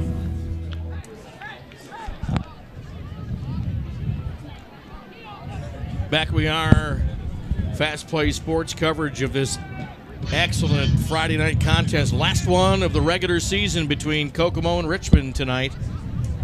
Kokomo has done what they've had to do here in the second half to maintain their lead. It's 10 points on our CFD investment scoreboard. And with 31 seconds left, Richmond has a 4th down play that they're going to try and convert at least 10 yards for a first down. Back to pass, wide open, and should have enough for the first down, as that was a pro-style catch from number 23, Antonio Brown. That's the favorite target of quarterback Josh Thalls, and they look excellent on that play. Yeah, I wasn't going to say pro. I was going to say a college-like catch. He did a great job of keeping his feet in bounds, maintaining the composure. Nice catch from Antonio Brown. First down this time, back to pass, all kinds of, that'll be across for a running play, but the Kokomo defense does corral Thalls, and that's going to keep the clock rolling. They've just got 10 seconds to go to try and do something. No chance of really getting enough points to win the game at this point, and now I think they want a referee timeout to try and set the ball at the proper place. I think they had the ball spotted incorrectly. That gives Richmond a little extra time to try and put a play in here. We're showing 7 seconds on the clock. And what's going to be next? As they whistle the ball going, here we go. Desperation incomplete as that ball goes on the ground with 1 second to go. They're going to have to snap the ball one more time as there's 1 second in regulation left. Credit Kokomo with managing their offense correctly here in the second half. It's exactly what they had to do. It's what they didn't do last week, but how could they? They were overwhelmed by the clock and all the time they sat on the bench in the first half, and Well, they've really recovered well against Richmond tonight. Yeah, and in my opinion, the defense has done the most recovering. It was the defense's mishaps last week that allowed Kokomo's offense to get cold. Yeah. And the defense this game, second half, they came out strong, and they did a pretty good job today. Nice job by the Wildcats getting the W. And the Cats win on senior night, the final of the regular season. Kokomo 32, Richmond 22. We'll get ready for tournament play next, and we'll talk about that in our postgame coming up. Stay right here with us. We are Fast Play. The AP Tip-In is a training and incentive program for teachers and students to help increase AP scores in math, science, and English. The year before the grant, we had 79 passing AP scores in math, science, and English. In year one of the grant, we increased that to 139. Our enrollment has gone from 353 in math, science, and English last year to 489 this year. Post-game time here of our Fast Play Sports coverage of this Kokomo-Richmond game tonight is the Wildcats beat the Red Devils 32-22. I'm Alan James along with Devin Schott. Our game presented tonight by the Kokomo Perspective newspaper and by Xfinity Channel 81. And all kinds of extra bells and whistles continue to evolve for our coverage for you, as we are so happy to announce that Comcast and Xfinity is presenting our Fast Play Sports coverage on demand if you are an Xfinity customer, so that's awesome. Yeah, look for the local tab when that comes out. Get local, I believe, is what the tab will say, so check that out.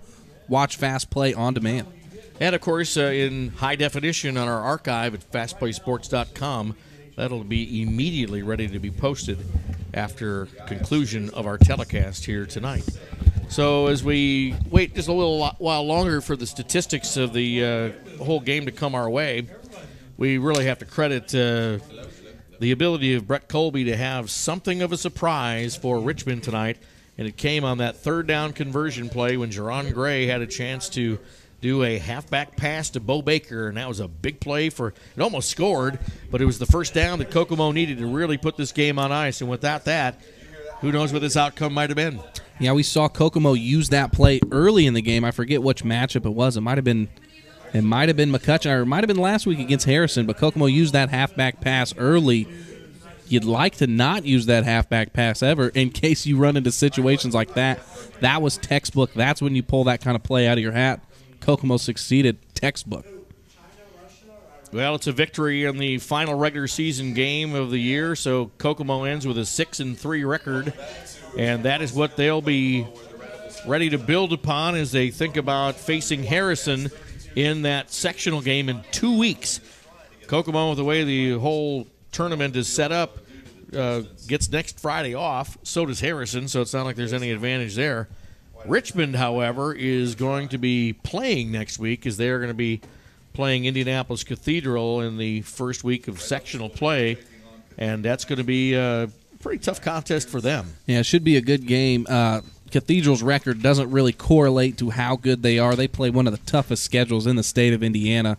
They play mostly 6A teams, Cathedral being a 5A team like Richmond, so watch out for that matchup. Richmond has a tough test ahead. Jerron Gray ends up being the leading rusher in the game with 146 yards. That for the Kokomo halfback.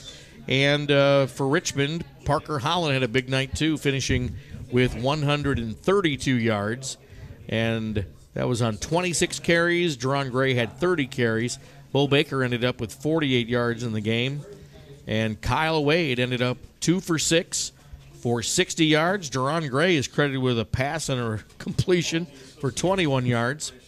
And on the Richmond side for passing, Josh Thalls has a rare night for him as a Richmond Red Devil, as he finishes 7 for 20 and only 90 yards in the game. And a lot of that came with one pass play, as he had a 41-yarder, and that one almost made a big difference in this game. It did. On the defensive side of the ball, congratulations, Noah Herlock from Kokomo, 11 total tackles on the day. He's second.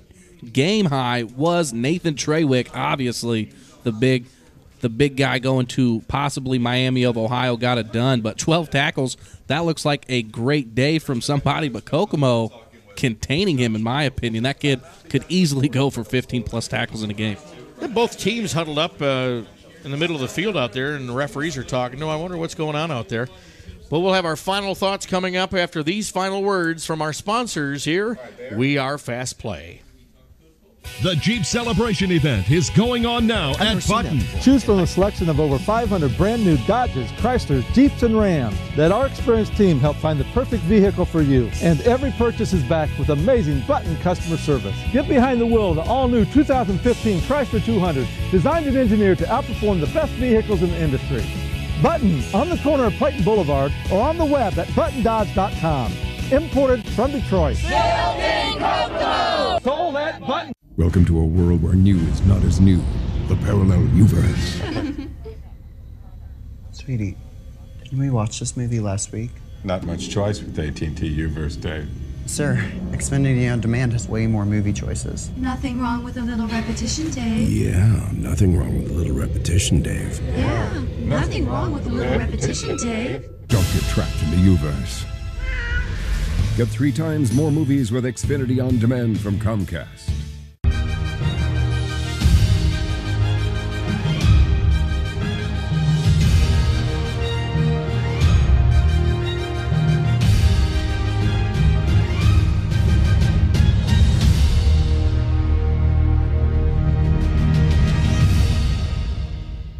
We're ready to wrap things up here with our Fast Play Sports coverage of the Kokomo-Richmond game, where Kokomo finishes on top here, 32-22 on our CFD Investment scoreboard. Our game presented by the Kokomo Perspective newspaper and by Xfinity Channel 81. I'm Alan James along with Devin Schott, and a good finish for Kokomo here in the regular season. I know that there's a lot of anxiety about going back and playing Harrison again here for the first game in the sectional, but we saw Kokomo do well against that team in the first half last week, and it was just the conditions of basically that clock management in the beginning of the second half that really put Kokomo in a funk that they couldn't get out of last week. So I think Kokomo's got a fighting chance next week to win, or 2 weeks from tonight, their first game of the sectional. Yeah, the first step towards getting there was today, and I think Kokomo fared very well against a good, tough Richmond team. The defensive side of the ball really managed to play well in the second half, and to me, going into today, that was the biggest question for this Kokomo team. And like you said, their offense just looked phenomenal today. They made plays when they had to, and this just looks like a completely different, complete Kokomo team, and I think that's what they need to get the sectional win come 2 weeks from now. Perhaps windy conditions changed the game plan for Richmond here tonight, but they still showed some ability to throw the ball toward the end of the game.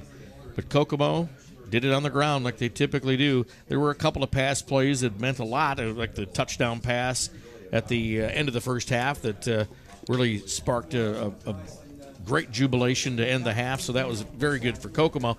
But the typical foundation of both these teams, Kokomo was able to keep their feet going, and the Red Devils weren't able to really pass, so that's kind of the difference in the game. So we'll be off next week as we get ready for sectional coverage. We'll be following Kokomo to Harrison for their sectional game in 2 weeks from tonight. Thanks to all our sponsors for presenting Fast Play Sports coverage of high school football tonight. Good job to our crew back overcoming all the obstacles that happened in a windy night and a helicopter coming in and a bunch of rowdy kids disturbing us. Running over cables and things like that. And what a night for us here. As you see the MIC standings real quick before we say goodbye, and we'll see you in 2 weeks as we'll be into sectional play in high school football coming up. For Devin Schott, I'm Alan James, saying so long from Walter Cross Field in Kokomo. We are Fast Play.